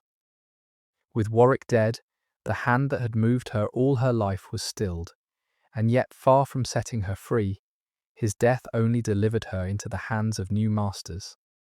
for a young woman of her value was never going to be left to dispose of herself. She did not yet know the full measure of what that day had cost her, for the wars were not finished with her family. On the very day her father died at Barnet, Margaret of Anjou and her son at last landed in England. Too late to join Warwick, arriving to news of catastrophe. The Lancastrian cause might still have been abandoned, but Margaret, fierce and unbending, resolved to fight on, and gathered what forces she could in the West Country. Anne was with them. The young Princess of Wales, newly fatherless, swept along now with her husband's army as it marched to meet the king. And on the 4th of May, at Tewkesbury, the two sides came together in the battle that would end the House of Lancaster forever. Edward of York won a crushing victory. The Lancastrian army was destroyed. And Anne's husband, Edward of Westminster, the Prince of Wales, the boy she had been married to barely months before, was killed cut down in the battle, or in the bloody rout that followed it. The last Lancastrian heir, dead at 17. There is a terrible irony in the timing of it that is worth marking, for it is the kind of cruel coincidence that history sometimes deals. Margaret of Anjou, with her son and with Anne, had delayed her return to England, waiting across the sea for the assurance that the realm was safe before she would risk the precious Lancastrian heir. And so it happened that the Lancastrian queen and prince and princess finally landed in England on the very day that Warwick was dying at Barnet, stepping ashore into a kingdom that had, in those very hours, slipped from their grasp. Had they come sooner, they might have joined their forces to Warwick's and changed the outcome. Had they not come at all, they might have stayed safe in exile and lived. Instead, they arrived at the worst possible moment, too late to help and too committed to flee, walking straight into the jaws of the catastrophe that had just befallen their cause. For Anne, it meant that she learned of her father's death and found herself swept up in a doomed last stand almost in the same breath. The wheel had turned again, as she must always have feared it would, and it was carrying her now toward the blackest weeks of her life. Margaret of Anjou is one of the towering figures of the age, and Anne's brief entanglement with her gives us a glimpse of a formidable and tragic woman near the end of her long fight. For more than 20 years, Margaret had battled to defend the rights of her gentle, broken husband and her only son against the House of York, fighting with a ferocity and a refusal to surrender that won her the lasting hatred of her enemies and the grudging awe even of those who loathed her. She had been the real leader of the Lancastrian cause through all its reversals, the iron will at its heart, while her husband drifted in his fragile mind. And now at Tewkesbury, the whole long struggle came to its end in the worst way imaginable for her. Her army destroyed, her cause annihilated, and above all her only son, the boy she had fought so long to make a king. Cut down at 17, Anne's young husband and Margaret's whole reason for 2 decades of war. The death of that boy broke even Margaret's indomitable spirit. She was captured, imprisoned, and at last ransomed away to France, an emptied woman who had lost everything she had fought for. Anne, her brief daughter-in-law, would have seen something of this collapse at close hand, the fiercest woman of the age broken at last by the death of her son, a foreshadowing, though Anne could not have known it, of the grief that would one day break Anne herself. For the few months that Anne was bound into the Lancastrian cause, she would have lived in close proximity to this formidable woman, her mother-in-law, in all but the final fact. And it is one of the more intriguing might-have-beens of her story to wonder what passed between them. Margaret had been deeply reluctant to accept the marriage at all, loathing the binding of her precious son to the daughter of the man who had ruined her house. She had made Warwick humble himself before she consented. What she made of the girl herself? The quiet 14-year-old handed to her son to seal a hated bargain, we do not know. Perhaps she was cold to her. Perhaps sharing the same precarious cause and the same exile, the two found some wary fellowship. Perhaps Anne was simply beneath the great queen's notice, a necessary detail of the alliance, rather than a person to be reckoned with. Whatever the truth, Anne would have watched the formidable Margaret at close range in those months. The fierce will, the refusal to surrender, the ferocious devotion to her son, and then watched that whole towering figure brought low by the death of that son at Tewkesbury. It was, for Anne, an education in the heights and the depths a royal woman might know, and a foreshadowing she could not have read at the time, for she too would one day be a queen. And she too would one day be broken by the death of an only son. In the space of 3 weeks, Anne Neville had lost everything. Her father was dead at Barnet. Her husband was dead at Tewkesbury. The cause she had been bound to was annihilated. Her mother, the Countess, had fled into sanctuary in terror. Margaret of Anjou, her formidable mother-in-law, was captured and led away to imprisonment, her spirit broken at last by the death of her only son. And Anne herself, just 14 years old, twice bereaved in less than a month, found herself a widow, a prisoner in all but name, the daughter and widow of defeated traitors, entirely at the mercy of the victorious House of York. The bright heiress of Middleham had become a piece of wreckage washed up by the storm, valuable still for the vast inheritance she carried, but powerless, friendless, and utterly alone. Whatever grief she felt, for her father, for the young husband she had barely known, for the ruin of everything familiar, she had to feel it as a captive in the hands of her family's conquerors. Try to hold the totality of it in the mind, for it is one of the most complete reversals of fortune that the whole long war produced. 3 weeks before, she had been a princess, the wife of the heir, the daughter of the most powerful man in England, with a crown glimmering somewhere ahead of her. Now her father lay dead and stripped at Barnet. Her husband lay dead at Tewkesbury. Her mother-in-law was a broken captive. Her own mother cowered in sanctuary. And the cause to which her whole recent life had been bound was not merely defeated, but obliterated, its royal line extinguished root and branch. She was 14 years old. She had been a wife and was now a widow. She had been a princess and was now a prisoner. She had possessed, in prospect, a kingdom, and now possessed nothing but the clothes she stood in, and the dangerous wealth of an inheritance she could not control. Everything had been taken from her, in 21 days, by forces she had no part in setting in motion. It is hard to think of a more comprehensive ruin visited on so young a person, and harder still to imagine the loneliness of enduring it as a captive among the very people who had destroyed her family. And it is worth asking what such a sequence of blows does to a person, though the records leave us only to wonder. Some people are broken by far less than Anne endured in those weeks. Some never recover from a single such loss. Anne lost her father, her husband, her cause, and very nearly her whole world in 21 days, at 14. And she went on endured the captivity that followed, the years of being fought over, the long marriage, the northern duchy, the crown, and the final griefs, living another 14 years past, that catastrophe before her own end came. There is a kind of toughness in that simple fact of survival, a resilience that the silent records do not describe, but that the bare sequence of her life implies. She was not destroyed by what would have destroyed many. Whether she bore it with the help of her faith, or by some natural steadiness of temperament, or simply because she had no choice but to go on, we cannot say.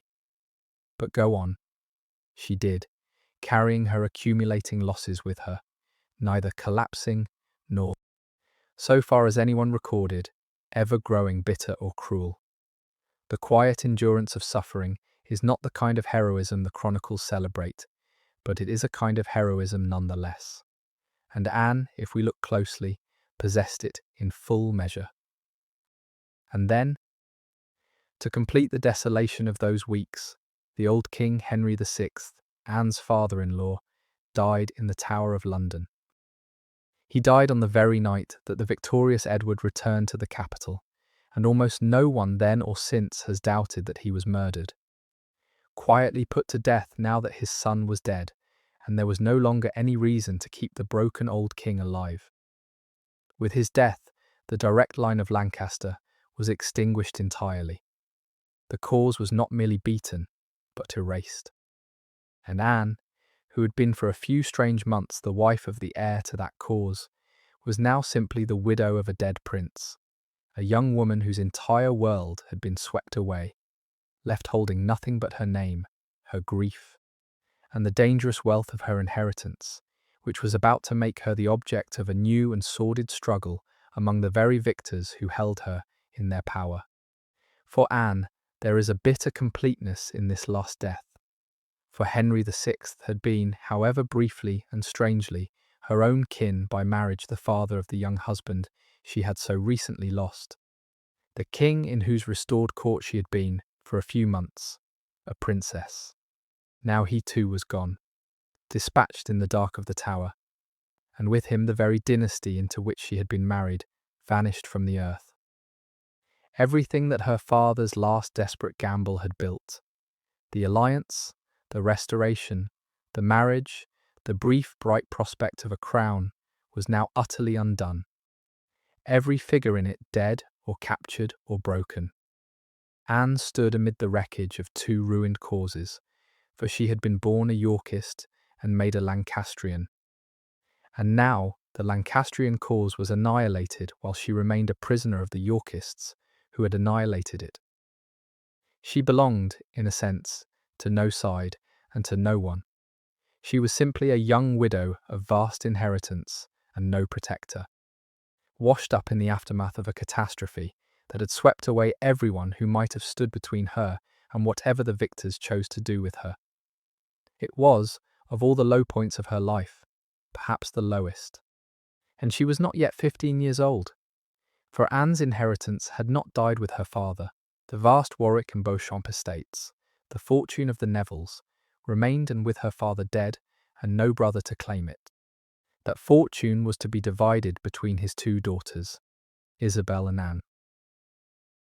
Isabel was married to George of Clarence, the king's brother, and Clarence, a greedy and grasping man, looked at his sister-in-law, Anne, widowed and powerless and in his keeping, and saw not a grieving girl but an obstacle between himself and the whole of the Warwick fortune.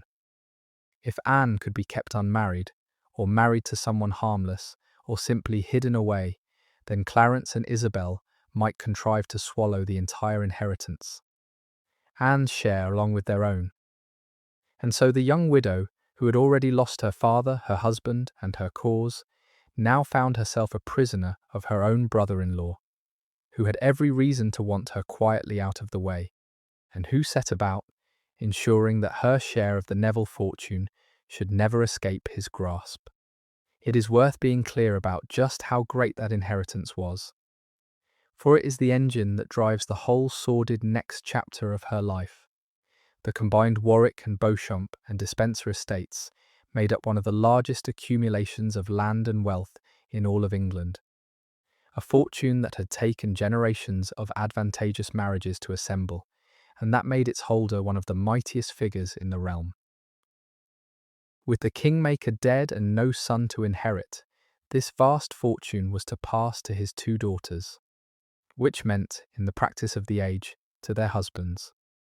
Whoever married a Neville daughter married a share of this enormous wealth, and whoever could contrive to marry both daughters, or to keep one daughter unmarried and her share unclaimed, might hope to engross the whole. This was the prize that now hung over Anne's head, and it explains everything that followed: the scheming of Clarence to keep her fortune for himself, the rivalry of the two royal brothers, the legal murder of her own mother's rights. Anne was not fought over because she was loved or even because she was royal. She was fought over because she was rich, the carrier of half of one of the largest fortunes in England, and in the cold reckoning of the men around her, that fortune was the only part of her that truly mattered. And the law of inheritance that made her so valuable is itself worth understanding, for it explains the peculiar shape of her predicament.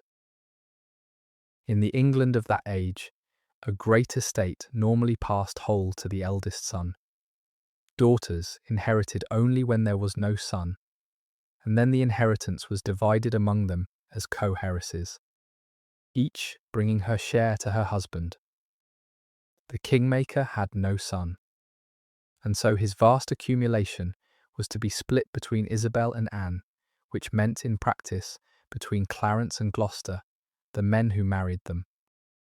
This is why the brothers fought so bitterly.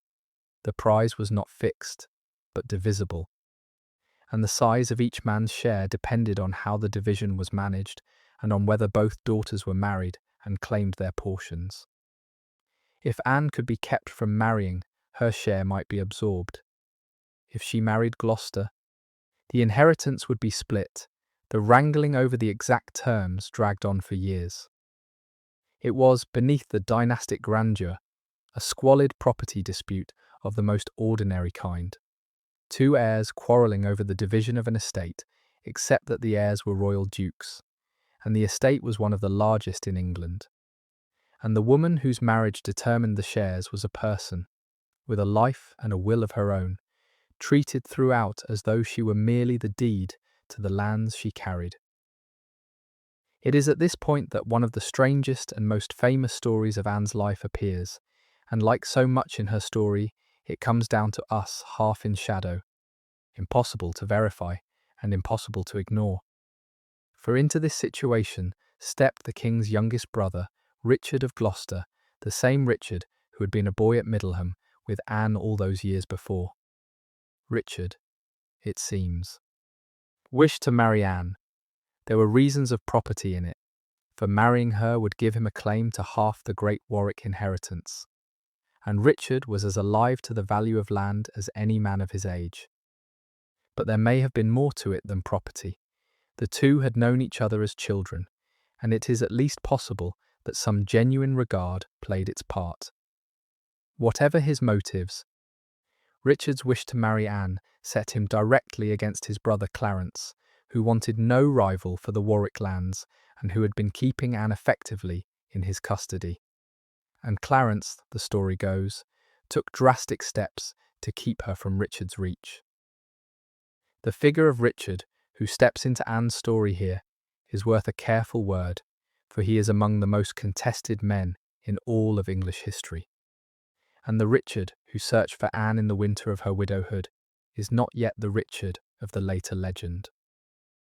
In 1471, he was a young man of 18 or 19, the loyal and capable youngest brother of the king, with a record of faithful service and no shadow yet upon his name. The dark deeds that would later be laid at his door, the setting aside of his nephews, the seizing of the crown, whatever befell the boys in the Tower, were a dozen years in the future, unimaginable in the young duke who came looking for the Kingmaker's daughter. We do him, and Anne, a disservice if we read the later villain back into these early years, for the man she married was, by every contemporary sign, an honourable and rising young nobleman, not a monster in waiting. Whatever Richard became, and however we judge what he became, the Richard of 1472 was a different figure, and the marriage Anne made was a good one, by the worldly reckoning of her age to the king's brother. A man of power and prospects, someone she had known since childhood. The shadow that hangs over his name now had not yet fallen when he and Anne were wed, and it is only fair to both of them to remember it. And we might pause on the curious symmetry by which Anne came to marry the man she had perhaps been meant for all along. In the early days at Middleham, before the wars had done their worst, there had been talk of joining the Neville daughters to the royal brothers, Isabel to George, Anne to Richard. The wars had swept that early plan away, carrying Anne off instead to her Lancastrian marriage and her first widowhood. And yet, after all the violence and reversal, She came back at last to very nearly the match that had first been imagined for her, marrying the Richard she had known as a child in the northern dales. There is something almost like fate in it, a circle closing, the girl returning after all her wanderings to the boy she had grown up beside, as though the original design had reasserted itself through all the chaos that had tried to undo it. We should not sentimentalize it. The marriage served Richard's hunger for the Warwick lands as surely as any earlier scheme would have, and Anne went to it with as little recorded choice as ever. But there is a strange consolation in the shape of it nonetheless, that of all the men she might have been given to, she ended with the one from her own childhood, from her own northern world, and that the years that followed were, by every sign, the steadiest and least unhappy of her life. The wars had taken almost everything from her. In this one thing, they gave back something close to what had first been intended. We should be honest, here as throughout her story, about how little we truly know and how much we are obliged to guess. Anne Neville left no letters that survive, no diary, no recorded words of her own. She comes to us entirely through the writings of others, and those others were interested in the doings of kings and dukes, not in the inner life of a young widow. So when we ask what Anne wanted in these years, whether she wished to marry Richard, whether she feared Clarence, whether she grieved her young first husband, or felt nothing for a stranger, we are asking questions the records cannot answer. We can see the shape of what was done to her, and around her, the moves of the powerful men whose game she was caught in. But her own feelings, her own will, are almost entirely hidden from us. A silence at the very centre of her own story. This is the deep frustration of trying to recover a life like Anne's, and it is also, in a way, the truest thing about it. That she was so thoroughly an object in the eyes of her age, that her age did not trouble to record what she thought, and we are left to reconstruct her from the outside, from the spaces she occupied and the things that were done to her, guessing always at the person within. And yet, even granting all the uncertainty, there is something in the bare facts that argues for a real bond between Anne and Richard, whatever its origins. Consider, he sought her out when she had nothing left but her contested inheritance. He married her against his own brother's fierce opposition, braving a bitter quarrel to do it. He kept her as his wife for 13 years, in what appears to have been a steady and faithful partnership. And when their son died, the chroniclers describe the two of them as united in a grief, so wild it frightened those who saw it. None of this proves love, in the way we would want love proved. Marriages of that age were not built on the foundations we now expect, and much that looks like affection may have been duty, or habit, or shared interest. But it is at least consistent with a genuine attachment, with two people who had known each other since childhood, finding in one another, amid all the violence of their world, a real and lasting companionship. We are entitled, I think, to hope so to imagine that Anne, who was used and contested and moved about by so many, found at last in the man she married someone who valued her for more than her lands, and that the long northern years were warmed by something better than mere convenience. The records will not confirm it, but they leave the door open, and in a life as hard as Anne's, we may be forgiven for choosing to believe the kinder possibility. According to the famous tradition, Clarence hid Anne away, disguising her as a kitchen servant in London, so that Richard should not find her and carry her off to marry her. The image is a striking one. The daughter of the Kingmaker, the widow of a Prince of Wales, hidden among the pots and the cooking fires of a city household, dressed as a humble maid to keep her vast inheritance out of a rival's hands. Whether it happened quite like that, we cannot say. The story may be embroidered, as such stories are. But the essential truth beneath it is real enough, that Anne was a prize being fought over by powerful men, that her brother-in-law tried to keep her hidden and controlled, and that Richard of Gloucester searched for her, found her, and removed her from Clarence's power, placing her in sanctuary at a London church while the matter was sorted out. Once again, Anne was the object of the struggle, not a party to it. A young woman whose person and whose fortune were being contested by others, her own wishes scarcely recorded, her own voice almost entirely lost to us beneath the louder business of the men who wanted what she carried. Whatever literally happened, the kernel of the story is a struggle over property dressed up as a tale of disguise and rescue, and the property in question was Anne herself, or rather the vast inheritance she carried. Clarence had married the elder sister and meant to keep the whole of the Warwick fortune within his grasp. A marriage between Anne and his brother Richard threatened to split that fortune in two, and Clarence was determined to prevent it. Hiding Anne, whether truly among the kitchen servants or simply in some place of concealment under his control, served his interest by keeping her out of Richard's reach and so keeping her share of the lands notionally his.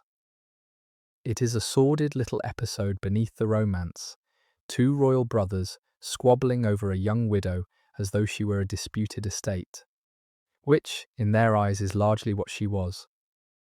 And whatever Anne herself wished, whether she longed to be found by Richard, or dreaded it, or simply waited to see which powerful man would win the tug of war over her person, the records do not say. She was the prize, not the player. The story has come down to us as a tale of a hidden maiden and a searching suitor. But stripped of its romance, it is really a story about a young woman with no power over her own person, concealed and contested by men who wanted what she was worth. The placing of Anne in sanctuary while the matter was resolved is itself a telling detail, for it shows her once more taking refuge in the one institution that offered the powerless some protection from the powerful sanctuary. The right of a person to take shelter in a holy place, where armed men dared not seize them, was one of the few real checks in that age on the naked force of the strong. Anne's own mother had fled into sanctuary after Barnet. Anne herself was lodged in a London church while Richard and Clarence wrangled over her. And the high-born women of the age turned to sanctuary again and again when the men around them threatened. It is a measure of how exposed even the highest-born women were that the church's protection was so often their only recourse.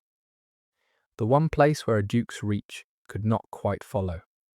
For Anne, the sanctuary was a pause, a holding place, while powerful men decided her fate.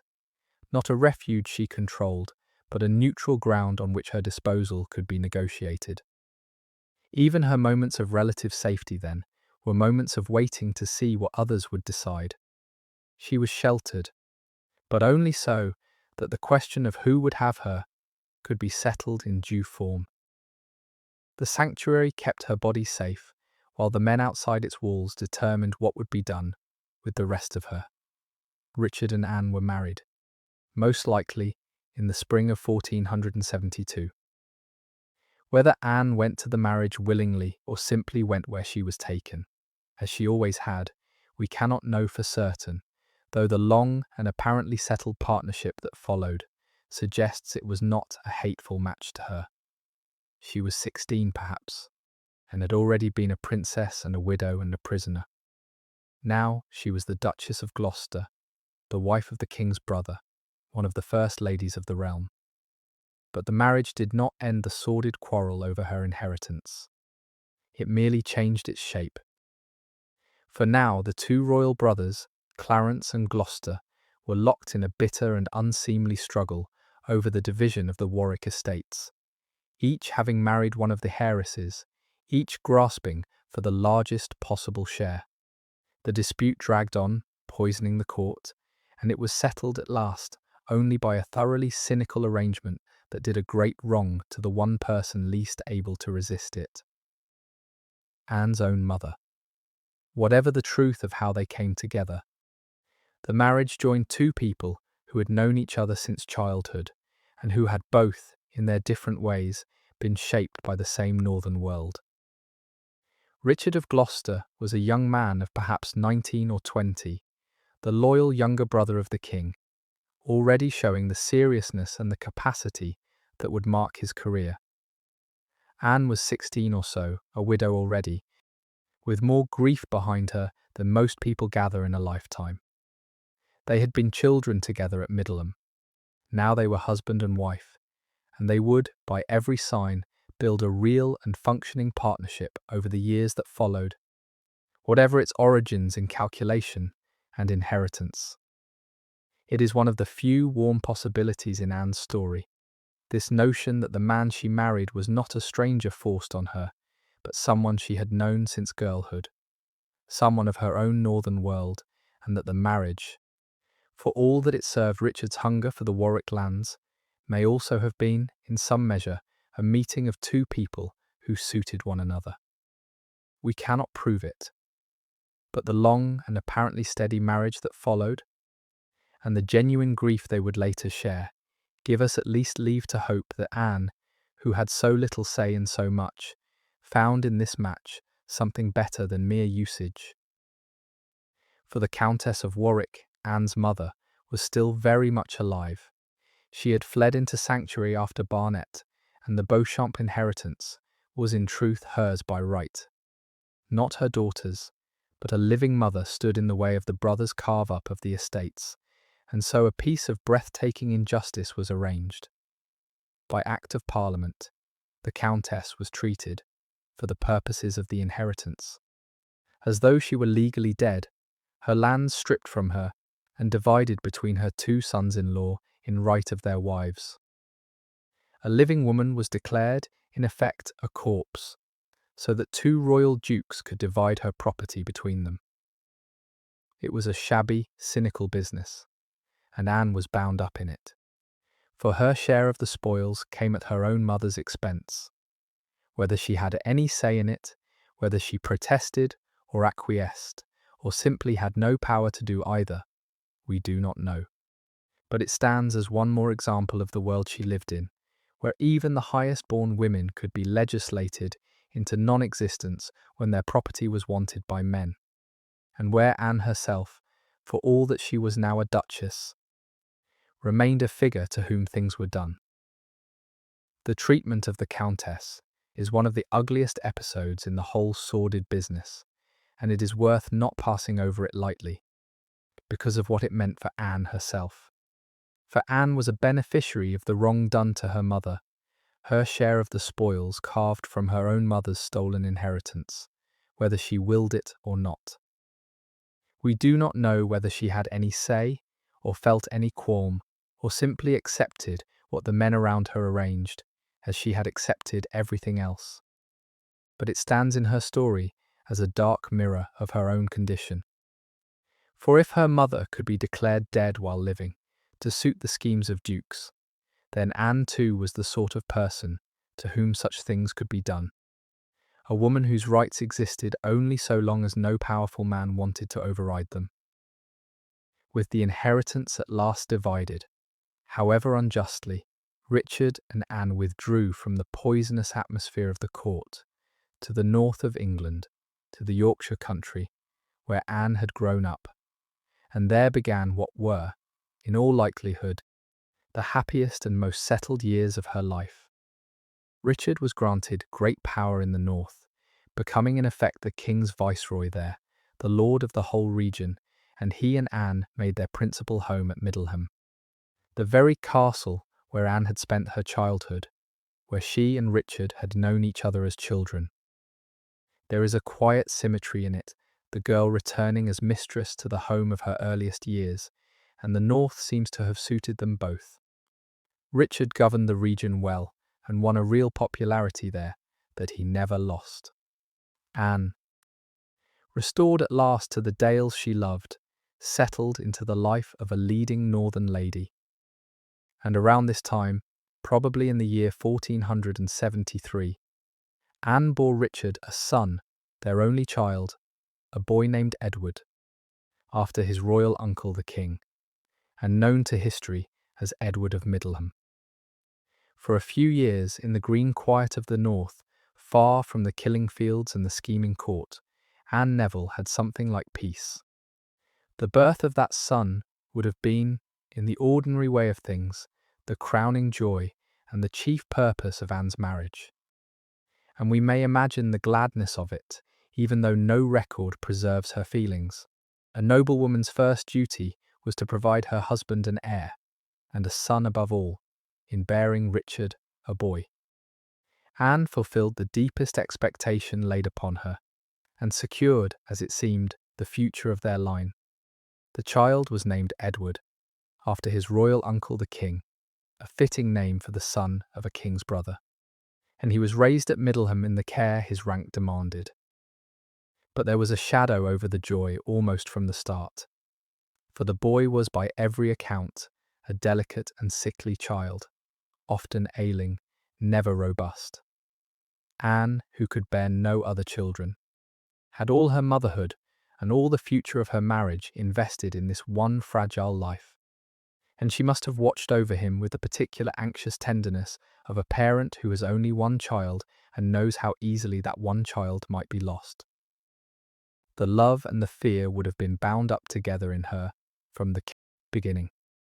He was everything to her, her only son, the single fruit of her body, and the carrier of all her hopes, and he was never strong, and she can never have been free of the quiet dread of losing him. In the end, that dread was realized, and it broke her. That the north was Richard's country and Anne's, and their removal there was a homecoming for them both. Richard had been given charge of the north by his brother the king, a vast responsibility that made him in effect the ruler of all England beyond the Trent, the keeper of the dangerous Scottish border, and the lord of the chief northern lordships. He governed it, by the testimony even of his later enemies, with energy and a rough justice that won him a deep and lasting loyalty among the northern people, a loyalty that would survive his death and colour the memory of him in those parts for generations. And Anne, restored to the dales of her childhood, took up the life of a leading northern lady at his side. Middleham, where she had been a girl, was now her own household to command, and she filled the role her birth had trained her for. The mistress of a large establishment, the patron of churches and religious houses, the lady whose charity and whose presence anchored the life of the region. After the terrors and reversals of her youth, there is something deeply fitting in this return to the green northern country where she had been happiest, and where, for a decade and more, she would live the nearest thing to an ordinary and settled life that she was ever permitted to know. And the affection of the North for Richard, which Anne shared in as his Duchess, was a real and remarkable thing, the more striking given the darkness that would later gather around his name. In the South, and in the verdict of history, Richard would become a byword for ruthless ambition, the hunchbacked villain of legend, the murderer of his nephews. But in the North, where he had governed for years, the memory of him was different and warmer, a fair lord, a capable governor, a defender of the border, a man who had brought order and justice to a wild country and who commanded a deep loyalty among its people. When news of his death at Bosworth reached the city of York, the council recorded their grief in terms that startle anyone who knows only the southern legend, mourning him as a good and gracious prince. Anne shared in this northern world and this northern regard, the Duchess beside the popular lord, and it is worth remembering as a corrective to the simpler story. Whatever Richard became in the eyes of his enemies and of posterity, in the country where Anne lived, her happiest years he was loved, and she with him, and the northern decade of their marriage unfolded in a region that held them both in genuine esteem. It is one more reason to resist the flattening of Anne's life into a mere footnote to her husband's villainy. These northern years deserve to be dwelt on, because they are the one stretch of Anne's life in which she seems to have lived, rather than merely being moved about. As Duchess of Gloucester, Mistress of Middleham, and the other great northern castles, she presided over a large and busy household, took her part in the religious and charitable life expected of a great lady, and raised her son in the country of her own childhood. Richard's power in the north grew steadily through the reign of his brother Edward, and with it Anne's consequence as his wife. The couple were generous patrons of the church and of religious houses, and Richard's rule in the north was, by the standards of the age, just and well regarded, earning him a loyalty among the northern people that would outlast his life. We should not paint these years as some idyll, for they had their sorrow too.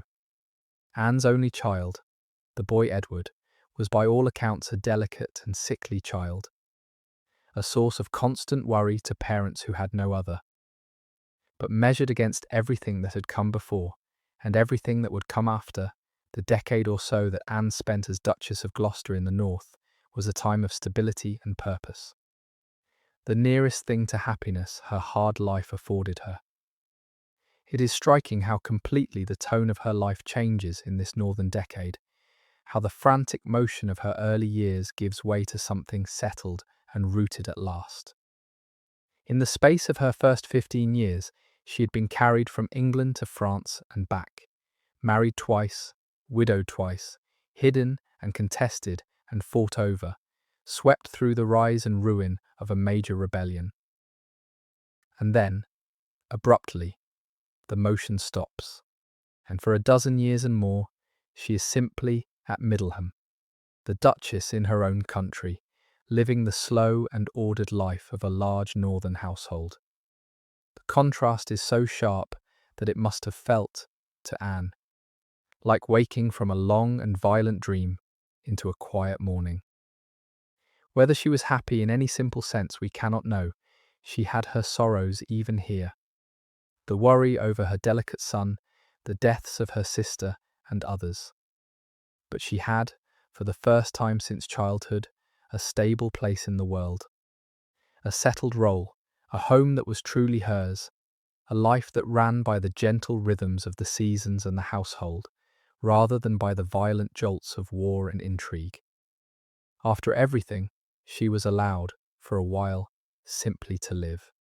And it is the one stretch of her story where we can imagine her, with some confidence, at something like peace.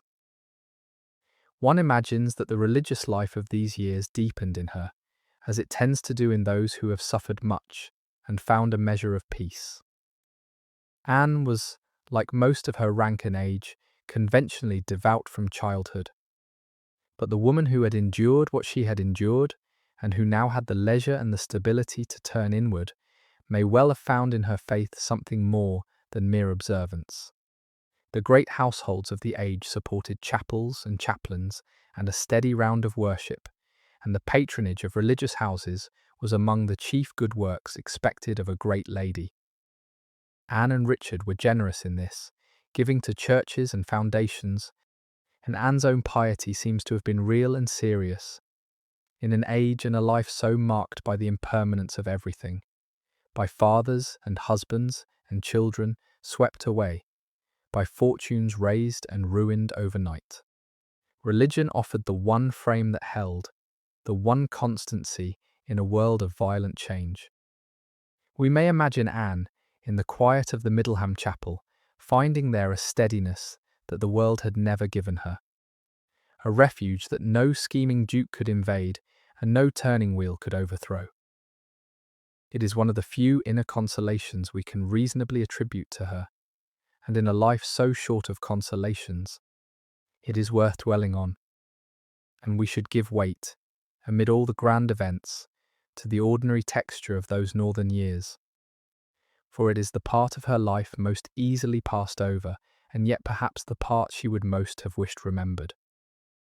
There were the seasons turning over the dales, the household removing between the castles as the year wore on, the great feasts of Christmas and Easter kept with all the ceremony a ducal household commanded, the daily business of overseeing servants and stores and charities, the worship in the castle chapel, the slow growing of her son. There were guests to be received, tenants to be heard, the poor to be relieved, the religious houses of the region to be patronized. It was a full life and a useful one, the life of a woman who knew her duties and did them, and who had, after the storms of her youth, the rare gift of a settled place in which to do them.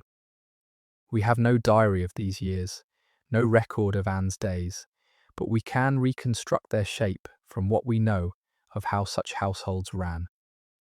And the picture is one of order, purpose, and a hard-won stability. After being a pawn and a fugitive and a prisoner, Anne was, for this one stretch, simply a great lady at home in her own country, living a life of dignity and use. It was the nearest thing to happiness she was given, and it lasted little more than a decade before the death of a king in the distant south reached out to end it. We might picture, too, the physical world she moved through in those years, for it was very different from anything we know.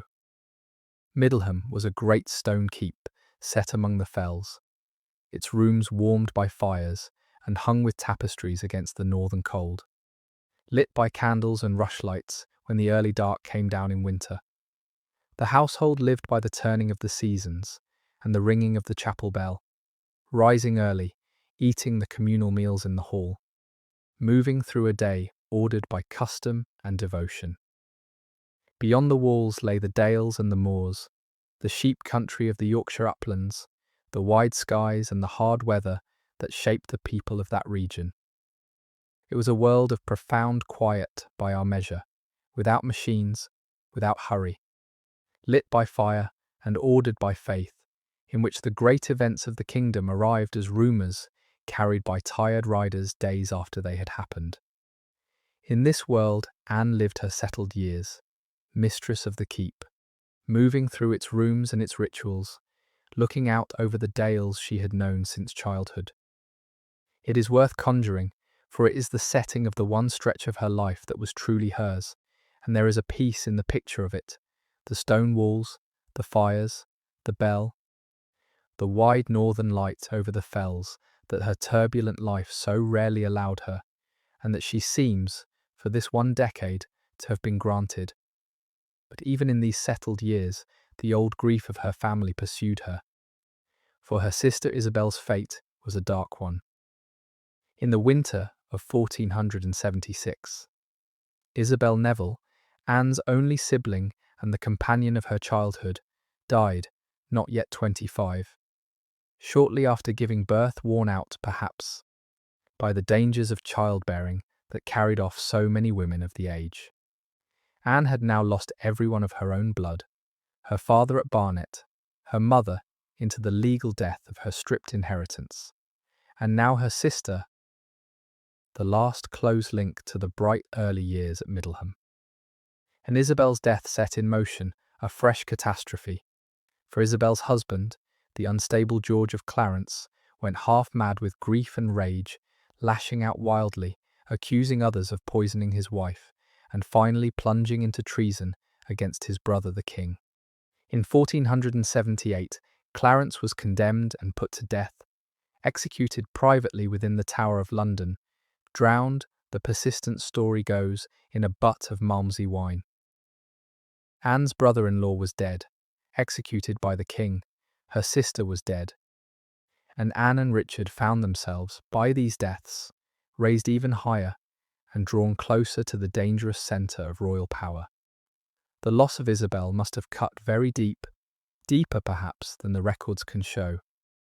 For Isabel was the last of Anne's own blood and the companion of all her earliest and happiest years. The two sisters had been the bright double heiresses of Middleham together.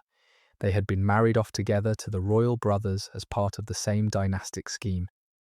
They had shared the terror of the flight and the horror of the stillbirth at sea. They had endured the rise and ruin of their father's fortunes side by side.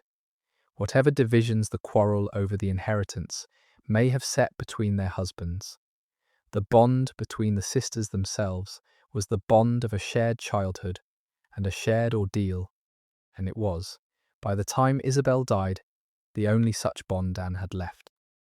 Her father was dead, her first husband was dead, her mother was lost behind the walls of sanctuary and the legal fiction of her erasure. Isabel was the last person alive who had known Anne as a child, who remembered Middleham as it had been before the wars came, who shared the deep private history of the Neville daughters. And in the winter of 1476, she was gone, not yet 25, leaving Anne the last survivor of the bright family that had once seemed destined to rule. The loneliness of that must have been profound. The fall of Clarence is one of the strange, dark fables of the age, and it touched Anne's life at several removes. He had been her brother-in-law, the husband of her sister Isabel, and the man who, the story says, had hidden her among the kitchen servants to keep her fortune from his brother.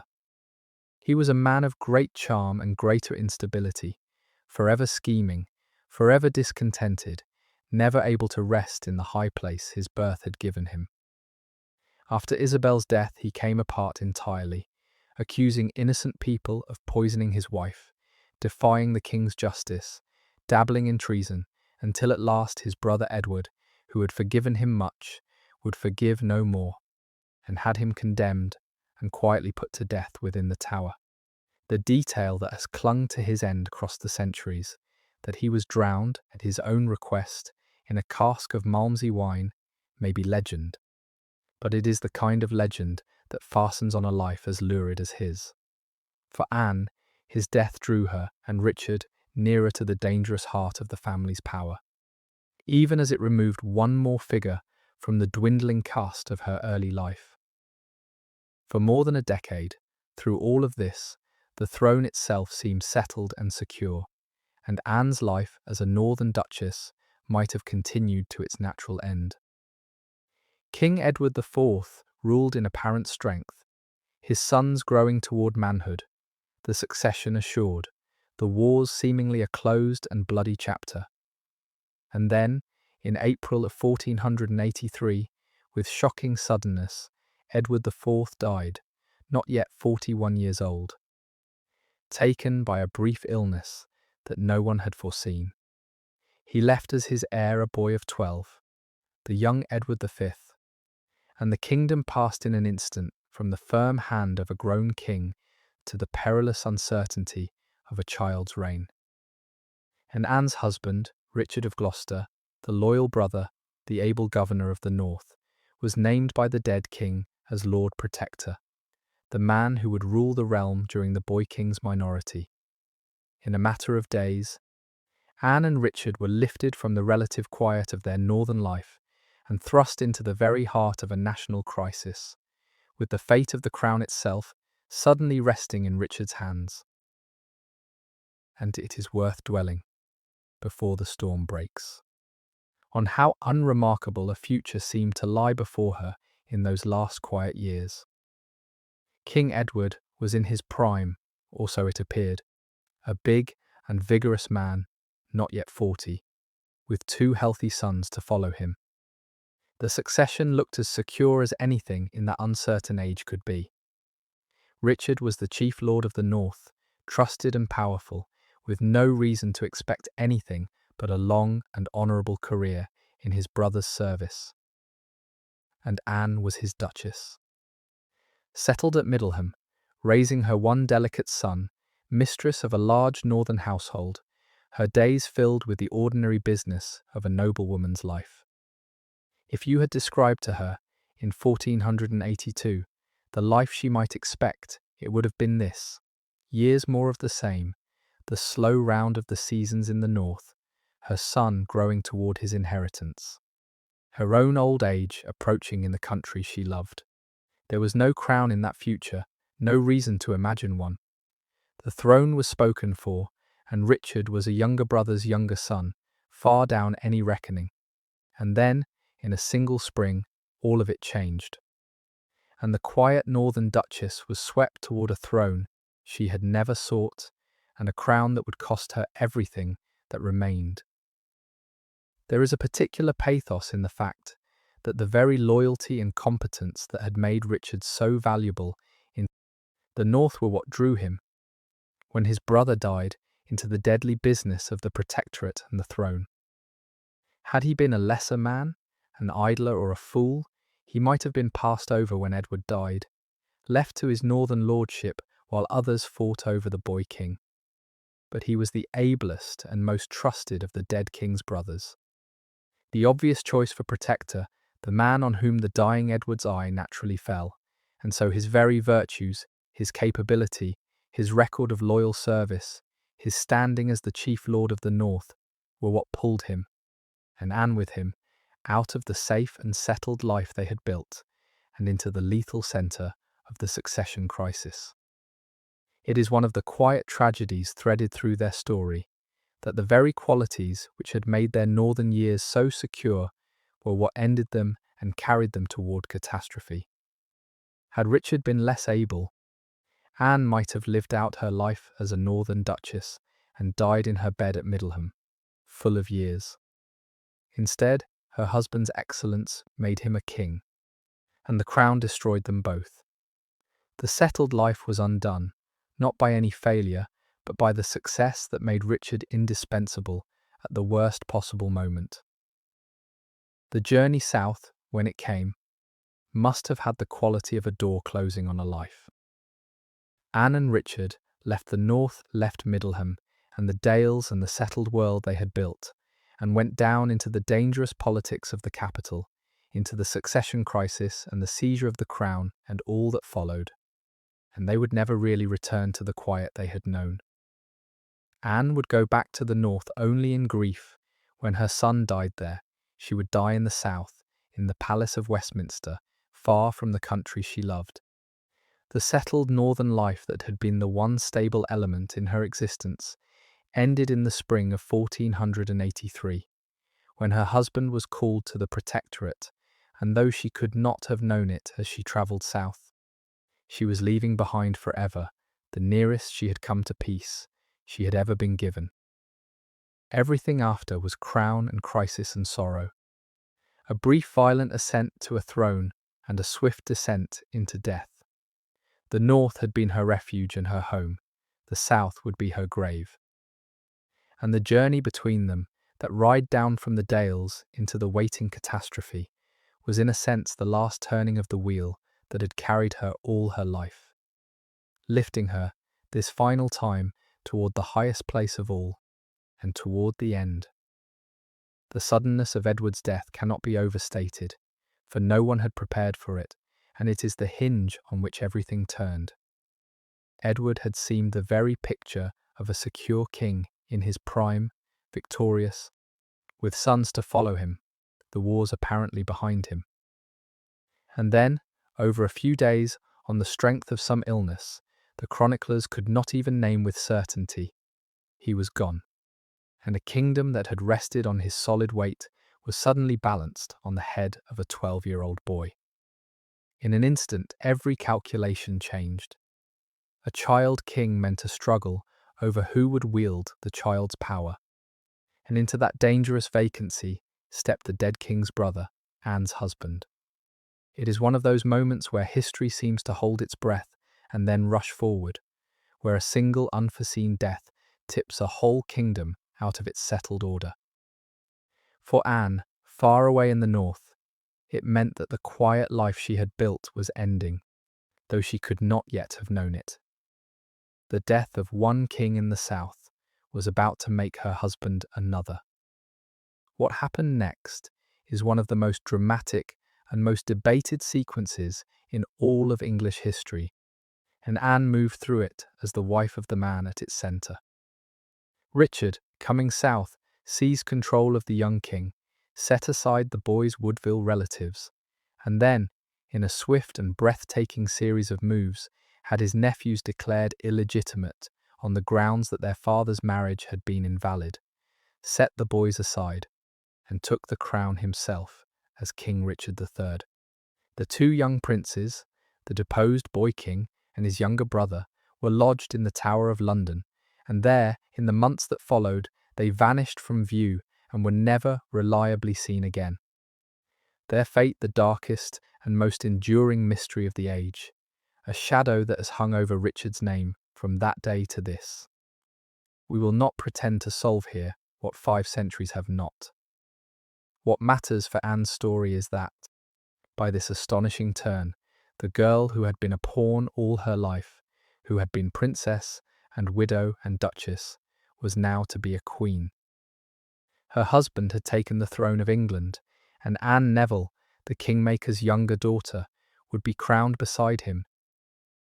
It is not our task tonight to judge Richard, or to settle the questions that have divided people for 500 years.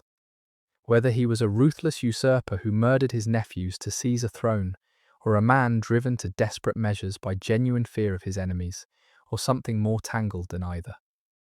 Those are deep waters, and wiser heads than ours have failed to find the bottom of them.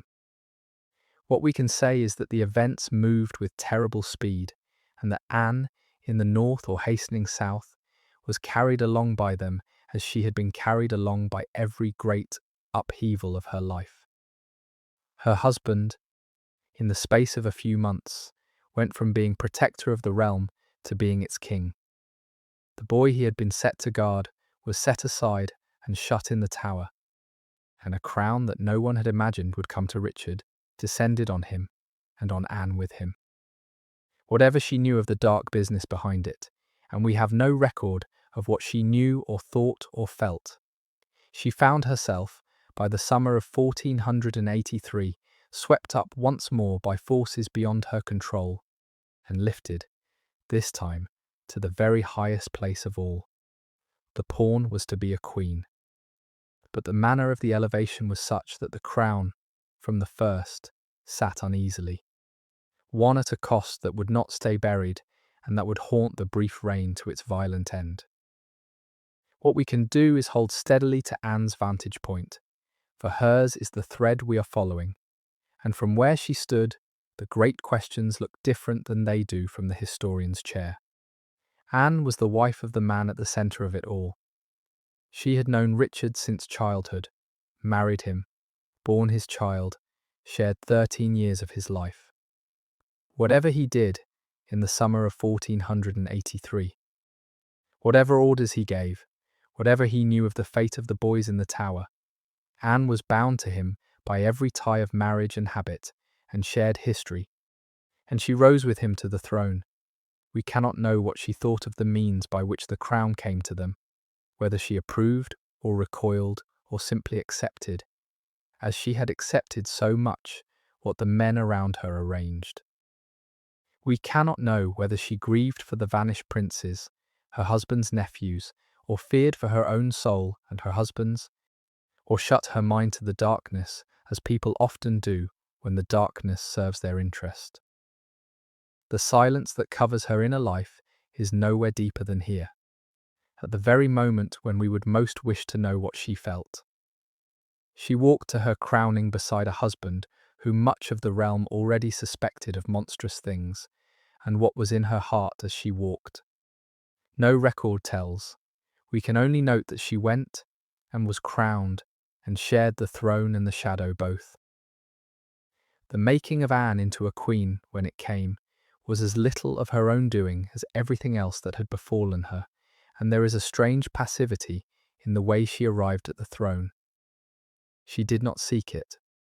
She did not, so far as we know, even expect it until the events of that astonishing summer made it suddenly real.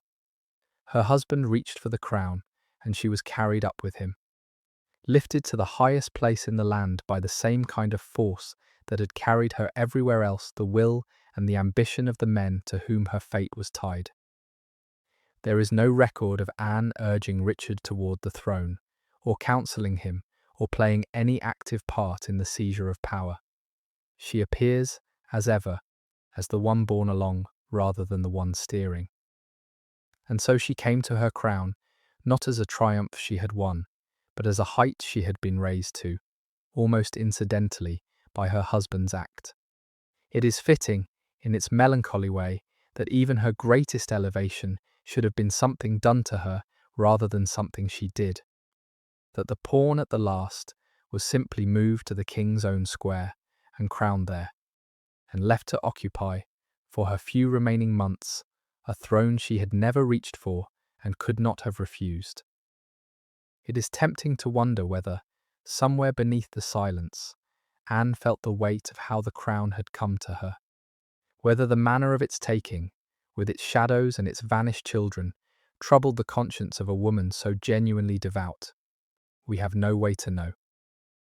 She may have closed her mind to it, as people do when the truth is unbearable and the benefit is great. She may have believed her husband innocent of the worst that was whispered. She may have grieved in private over things she could not change. The devout often carry such burdens quietly, taking them to God rather than to the chronicles. And Anne, who took so much to God, may have carried this too.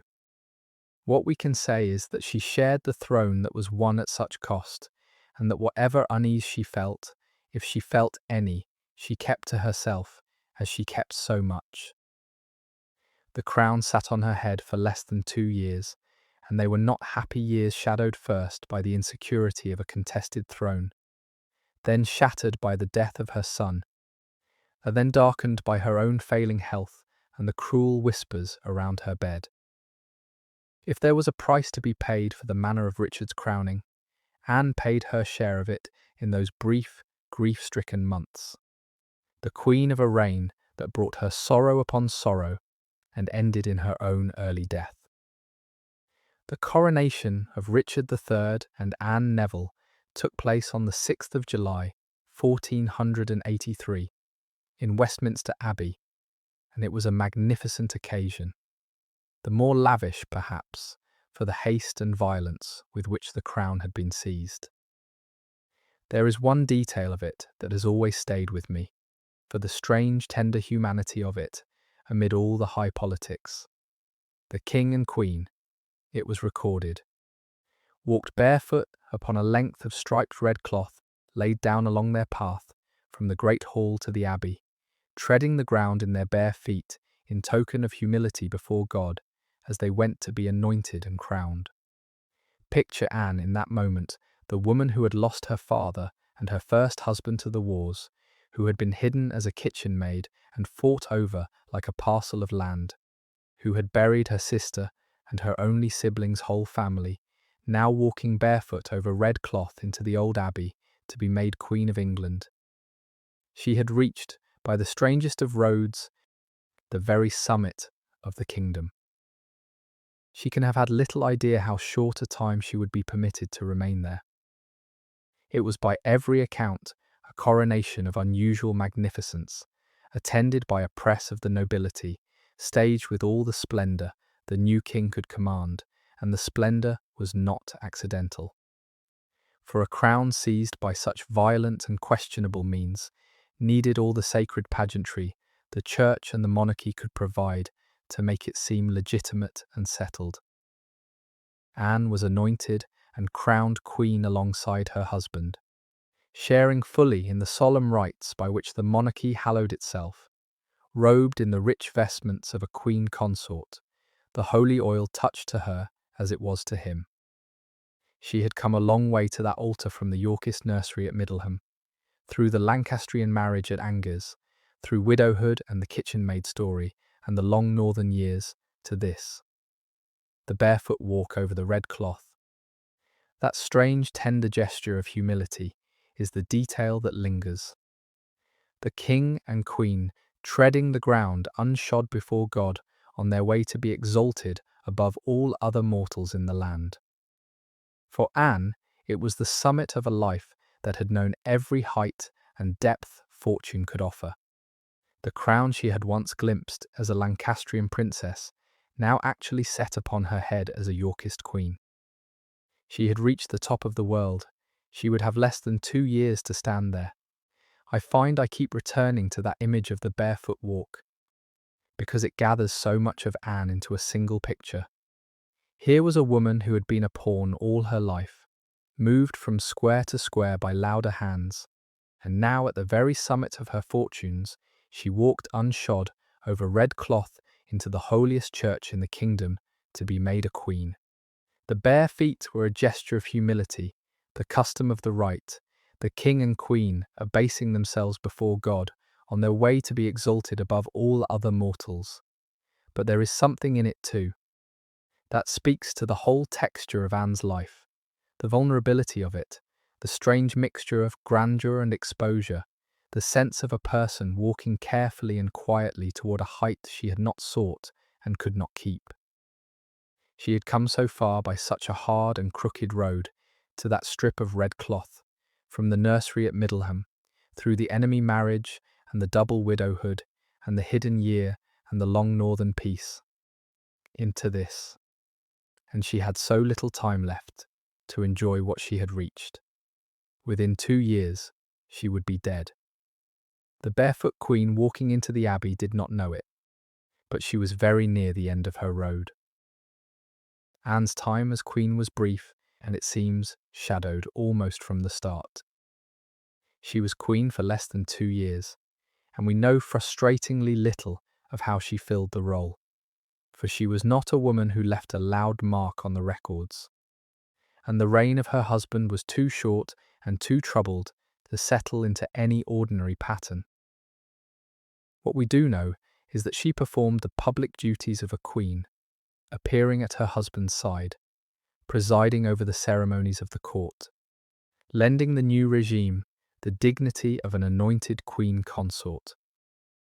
Richard, for all the darkness that has gathered around his name, seems to have valued and trusted her, and the two of them, who had weathered so much together, now stood together at the head of a kingdom that was far from secure beneath them. For Richard's throne was uneasy from the beginning, the manner of his taking it having left many of his subjects appalled, and the whispers about the vanished princes never quite stilled. Anne, at his side, shared the weight of a crown that sat heavy and insecure on both their heads. We should be honest about how thin the record of her queenship is, for it is part of the larger silence that surrounds her. Of most queens of England, we have at least some sense of the texture of their reigns, their households, their patronage, their quarrels and friendships, the causes they took up, the mark they left on the court. Of Anne's 18 months as queen, we have almost nothing of this kind. A few ceremonial appearances, a record of her crowning, the bare facts of her son's death and her own. She seems to have left no strong imprint on the politics or the culture of the brief reign, whether because her health failed too soon, or because the reign was too short and too troubled to allow it, or simply because she was not, by temperament, a woman who sought the foreground. The silence may itself be telling. Here was a woman who had been directed all her life by others, who had learned, perhaps, to keep her head down and endure rather than to assert and shape. And when at last she reached the highest place in the land, she seems to have filled it quietly, dutifully, without drama, and then to have sickened and died before she could leave any deeper mark. The forgotten queen was, it seems, already half forgotten in her own brief reign, a quiet presence beside a king whose own dark drama filled all the available light. This silence is in the end the central difficulty and the great poignancy of telling Anne Neville's story, and it is worth naming directly. We have her dates, the bare facts of her marriages and movements, the public events she was caught up in. We have the doings of the men around her in abundance. What we do not have is Anne herself, her voice, her thoughts, her feelings, her own account of any of it. She left no letters that survive, no recorded words, no self-portrait of any kind. She comes to us entirely refracted through the writings of others, and those others cared about kings and battles and inheritances, not about the inner life of a quiet woman who happened to be married to powerful men. And so we are left, always, reaching toward a figure we cannot quite reach, reconstructing her from the outside, guessing at the person within the silence. There is a sadness in that, beyond even the sadness of her hard life. The sense that she has been lost twice over, first used and shifted in her lifetime, and then nearly erased from the record afterward, so that even now, doing our best to give her back her story, we are working largely by inference and imagination around a central silence that will never be filled. The forgotten queen is forgotten, even in the telling, a shape we trace in the dark. And then, in the spring of 1484, less than a year into the reign, the blow fell that broke her. Her only child, Edward of Middleham, the delicate boy in whom all her hopes and all the future of the dynasty were vested, died at Middleham, the castle of his birth, the home of his mother's childhood, while his parents were away. He was perhaps 10 or 11 years old. The grief of it, by every account, was shattering. The chroniclers describe the king and queen on receiving the news as almost out of their minds with sorrow, and it is not hard to believe. Anne had lost, one by one, almost everyone she had ever loved. Her father, her first husband, her sister, her mother, in all but the legal fact. And now she lost her only child, the boy who was her whole motherhood and the single living link to whatever future she might have hoped for. The death of the little prince was not only a personal devastation, but a dynastic catastrophe. For it left Richard without an heir of his body, the throne he had seized so ruthlessly suddenly, without a future. But for Anne, it was simpler and worse than any matter of dynasty. It was the death of her child, and it broke her health, and very likely her will to live. There is a cruelty almost too neat in the place of it, for the boy died at Middleham, the very castle where Anne had been a child, where she and Richard had perhaps first known one another, where the happiest years of her marriage had been spent, the home that had been the one constant refuge of her hard life. The green northern place she loved best became the place where her only child died while she was far away in the south, caught up in the business of her new and terrible queenship. She could not even be with him at the end. The news would have come to her by messenger, days old by the time it arrived, the worst news a mother can receive delivered cold across the miles, with no chance to hold him or say farewell.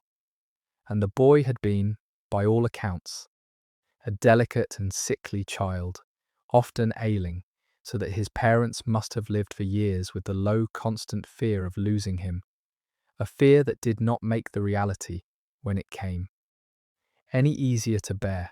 He was their only child. Anne had borne no other, and, it seems, could bear no other. With his death, not only was her motherhood ended, but the whole future was cancelled, for he had been the heir, the point of everything, the one who was to carry forward all that his parents had so ruthlessly grasped. He was gone, and with him every reason the seizing of the crown had been meant to serve. The loss struck at the throne itself, in the cold dynastic reckoning of the age, and it is worth understanding why, for it sealed the doom of Richard's whole enterprise. A king needed an heir of his body. It was the point of a dynasty, the guarantee of continuity, the answer to the question of what would come after. Richard had seized the crown in part, he would have told himself, to found a line, and now that line was extinguished, and there would be no other, for Anne could give him no more.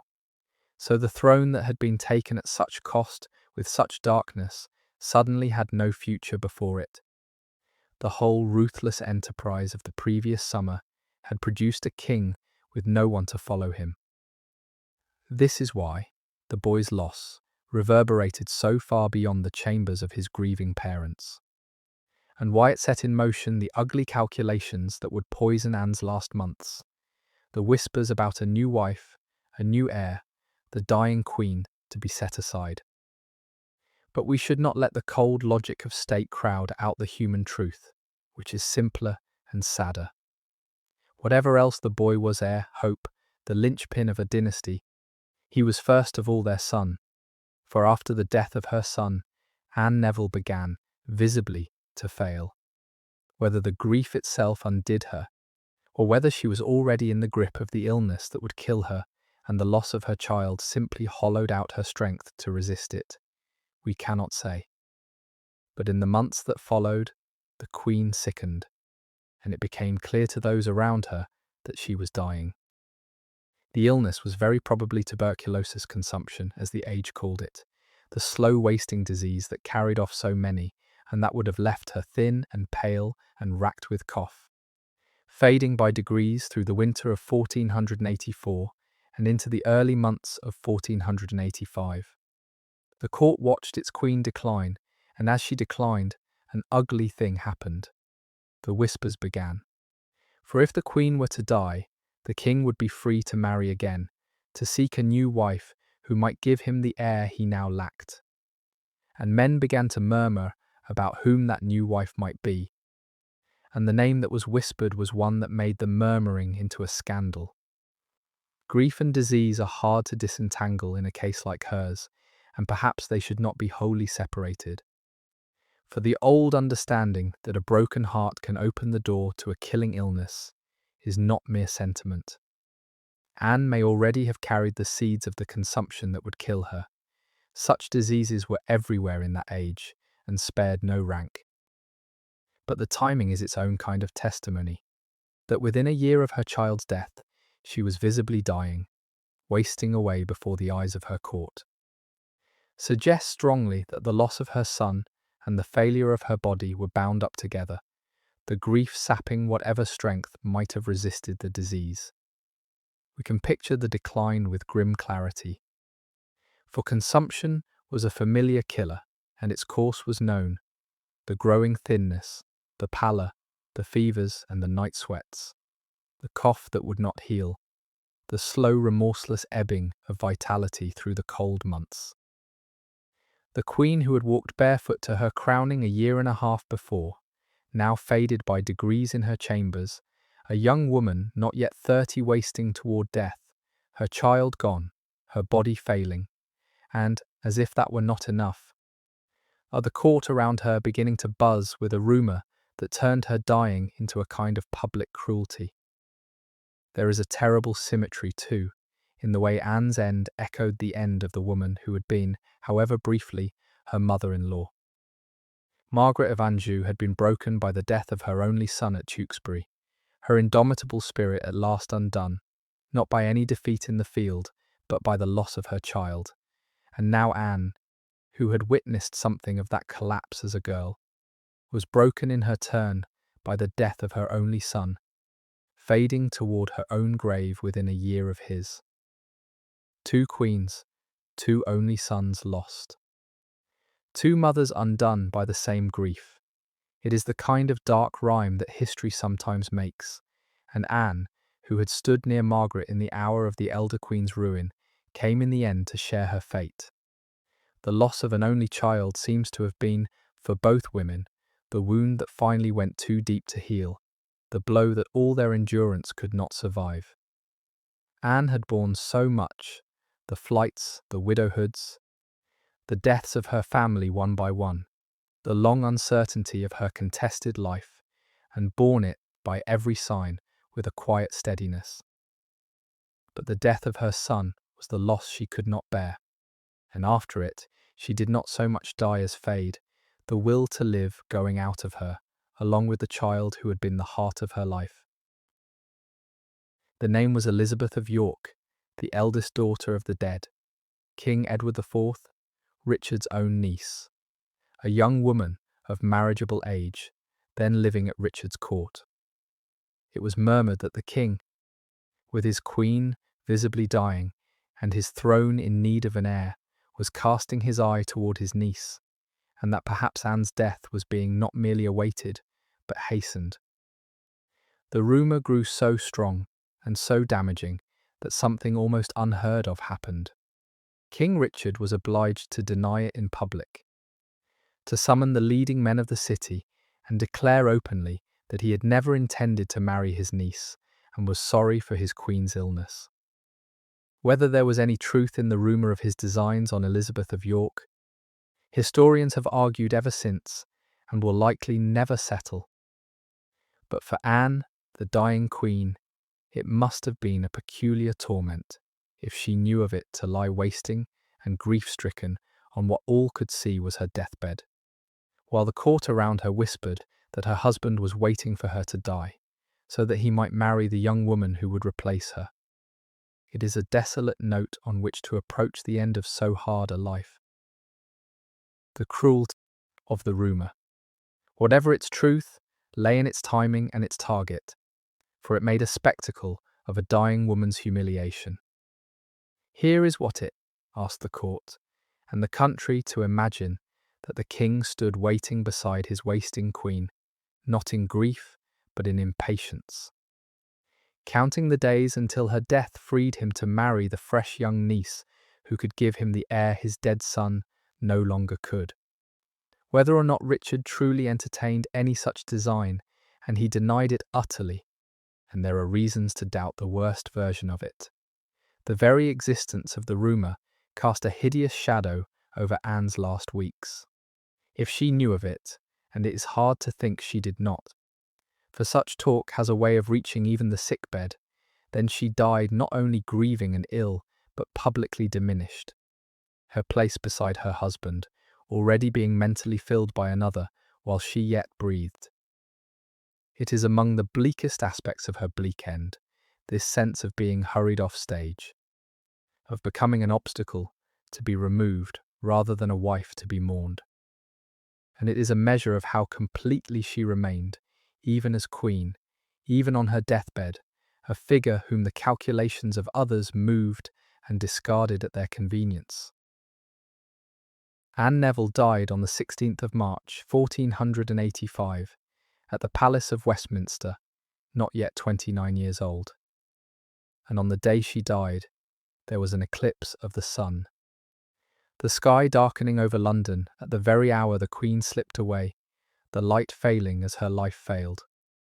To the people of that age, steeped in signs and portents, it seemed a fearful omen, and many read it as a mark of heaven's displeasure with the king, a darkening of God's favour over Richard's troubled reign. We need not share their reading of the heavens to feel the strange and sombre poetry of it, that Anne Neville, who had spent her whole life in the shadow of greater and louder figures, moved about the board by other hands, should depart the world beneath a darkening sun, as if the very daylight dimmed to mark the passing of a queen whom history would so nearly forget. She was, when she died, almost exactly the same age her sister Isabel had been.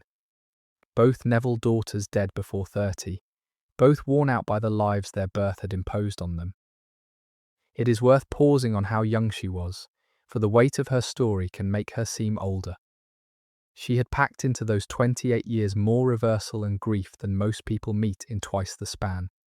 2 marriages, 2 widowhoods, a stillborn nephew witnessed at sea, a father killed in battle, a sister dead, a mother legally erased, a brother-in-law executed, a son lost, a crown gained, and a body failing.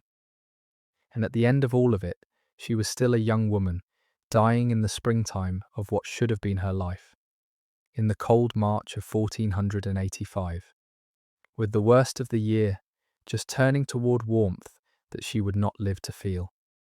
There is something especially poignant in the death of the young, in a life cut off before its proper afternoon, and Anne's was such a death, not the peaceful close of a long life fully lived, but the early extinguishing of someone who had been given little chance, in all her short years, to live for herself at all.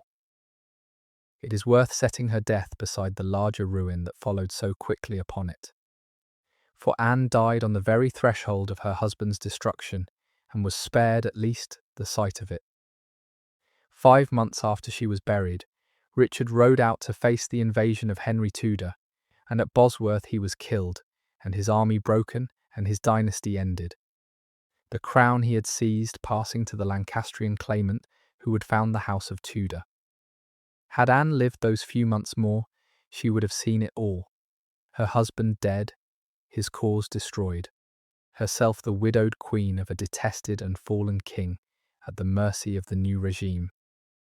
In a sense, her early death spared her the worst of what was coming, the final collapse of everything she had been lifted to. She died still a queen, still the wife of a reigning king, before the catastrophe that would have made her once more what she had so often been, a piece of wreckage washed up by the wars. There is a small mercy in that timing. If mercy is the word, that she was gone before the end, that she did not have to watch the throne she had walked barefoot to receive, torn down along with the man who had given it to her. She had seen enough ruin in her short life. She was spared the sight of the last, and greatest of it. And there is one more figure whose fate her death set in motion, in a manner of speaking, and that is Richard himself, who had little more than 5 months to live after he buried her. Whatever the truth of the rumours that had darkened her last weeks, whatever Richard had or had not intended, he was now a widower and a childless king. His queen and his heir both gone, his throne more exposed than ever. The death of Anne removed the last of the settled domestic life that had anchored him. He faced the coming invasion of Henry Tudor alone, without wife or son. The whole edifice he had raised so ruthlessly now hollow at its centre. There is a bleak completeness in the way the family was extinguished in those 18 months.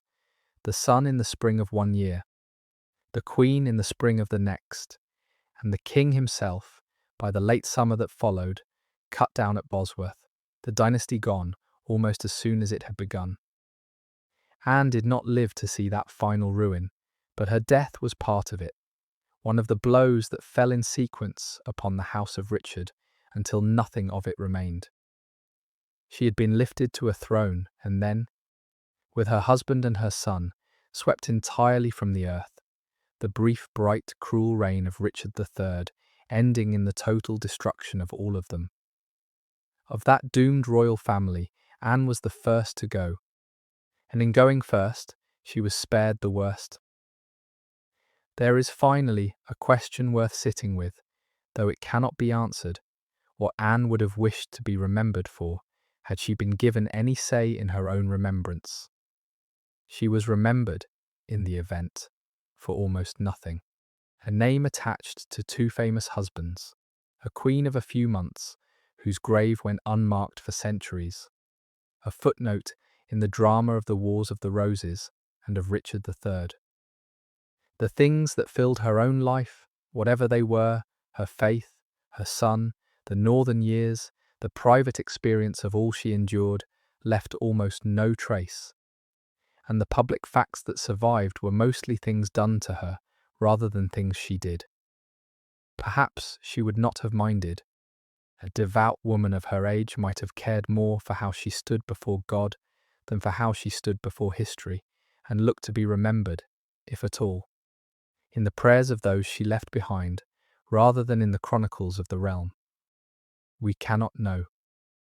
But there is something worth honouring in the attempt, however imperfect, to remember her as more than a footnote, to recover from the silence and the inference, the outline of a real woman who lived a hard life with what dignity her circumstances allowed, and who deserves, 5 centuries on, to be more than the unmarked grave and the borrowed fame of louder names.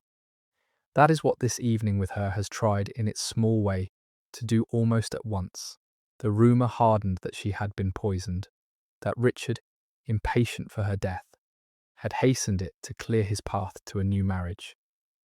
There is no good evidence that it was so, and the wasting manner of her decline points clearly to natural disease rather than poison. But the rumour suited those who wished to blacken Richard, and it has clung to her death ever since. She was given a queen's funeral and buried in Westminster Abbey on the south side of the high altar, near the place where the kings of England are crowned. And then, in one final indignity, her grave was left unmarked. No monument, no stone, no inscription was raised over the resting place of Queen Anne Neville, perhaps because, within 5 months, her husband himself was dead on the field at Bosworth. His dynasty destroyed, and there was no one left with the will or the means to honour the grave of the queen of a fallen and detested king. For nearly 5 centuries she lay there nameless, beneath the floor of the abbey, until at last, in our own age, a small bronze tablet was placed on the wall nearby to mark that here lay Anne Neville, Queen of England. It is worth being clear and fair about this, for the poison rumour has done lasting damage to the memory of both Anne and Richard, and it rests on very little. Anne died of a wasting illness whose course was watched over many months. This is not how poison kills, and the slow decline points plainly toward natural disease, most likely the consumption that was killing people of every rank in that age. The rumour of poison arose, as such rumours do, from the convenient coincidence of her death with her husband's supposed desire to remarry, and it was eagerly spread and later embellished by those who wished to paint Richard as black as possible.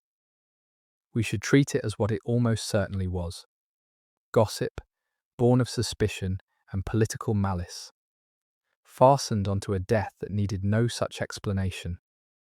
Anne, in all likelihood, died as so many died, of a disease no medicine of her age could touch, worn down by grief and carried off by consumption in the cold of early spring. The truth of her end is sad enough without the added horror of murder, and the honest verdict of the evidence is that she was not poisoned, but simply, like so many, died young of an illness her age could not cure. Yet the rumour clings to her still, one more way in which her own quiet reality has been overwritten by the louder stories of others. The persistence of these rumours, the poison and the planned marriage to Elizabeth of York, tells us something not about Anne, but about the way history has handled her and her husband. Richard III became, after his fall, the great villain of the English past, his memory blackened by the writers of the dynasty that supplanted him, until he was the hunchbacked monster of legend, capable of any crime. And once a man is cast as a monster, every dark rumour attaches itself to him readily. Every suspicion is believed, every coincidence is read as guilt. The whispers about Anne's death, that her husband poisoned her, that he hungered to replace her with his young niece, flourished in this soil, fed by the eagerness to believe the worst of Richard, repeated and embellished until they hardened into something like accepted fact. And Anne, in the process, became merely an instrument of her husband's supposed villainy, her death a stage for his wickedness rather than a sorrow in its own right. This is part of how she was lost to history, not only moved about and used in life, but, in death, made a prop in the great drama of her husband's damnation. Her own quiet reality, overwritten by the lurid story that the age wanted to tell about Richard. To give Anne back her death, as it most likely was, a natural death, of disease and grief, mourned by a husband who wept at her funeral, is to begin to give her back to herself. And it is worth following, for a moment, the thread that runs from Anne's deathbed forward into the next age, for it is a strange one. Whatever Richard did or did not intend, the young woman, whose name was whispered around the dying queen, went on to a remarkable destiny of her own. After Bosworth, Elizabeth of York married the victor, Henry Tudor, and became the first Tudor queen, the mother of a new dynasty, joining the red rose and the white in her marriage and her children. So the princess, whose name had shadowed Anne's last weeks, went on to the very throne that Anne was vacating. Though by a different road and with a different husband, not the uncle who was defeated and killed, but the Lancastrian who supplanted him. There is something almost eerie in the way Anne's passing cleared a space that Elizabeth of York would fill, first in the gossip of a single anxious spring, and then by another path entirely, in the long reality of the Tudor century. The wheel that had turned so often through Anne's life turned once more at her death, and carried another woman up toward the crown as Anne sank beneath it. Let the long story settle now into quiet, as her own life settled at the last beneath that darkening sun. Think of the whole strange shape of it. The bright younger daughter of the mightiest lord in England, the child of Middleham, who knew her future husband when they were both children in the northern dales. The 14-year-old married to a Lancastrian prince to seal her father's desperate gamble. The girl who lost her father and her husband in 3 weeks and was hidden, the story says, among the kitchen pots to keep her fortune from a greedy duke. The Duchess of the quiet northern years. The queen who walked barefoot over red cloth into the abbey, and at the last the grieving, dying woman, mourning her only child, fading beneath an eclipse while the court whispered cruelties around her bed. Few lives were ever so completely shaped by the ambitions of others, and few have been so nearly forgotten by the history they helped to make. She was moved across the board of her age by every hand but her own, and yet she endured it all with a quiet steadiness that the records, for all their silence about her, never once accuse of cruelty or malice. The candles burn low, the darkening sun passes over the abbey, and the forgotten queen, remembered now for the space of this evening, comes at last to her rest. If these long evenings spent inside another age are something you would like to find your way back to, you are always welcome to subscribe, and the next one will come to you when it is ready. There is no hurry in any of it, it is only somewhere quiet to go at the end of the day. Until then, sleep well, stay warm, be kind to the people in your house, and I will see you in the next one. Good night.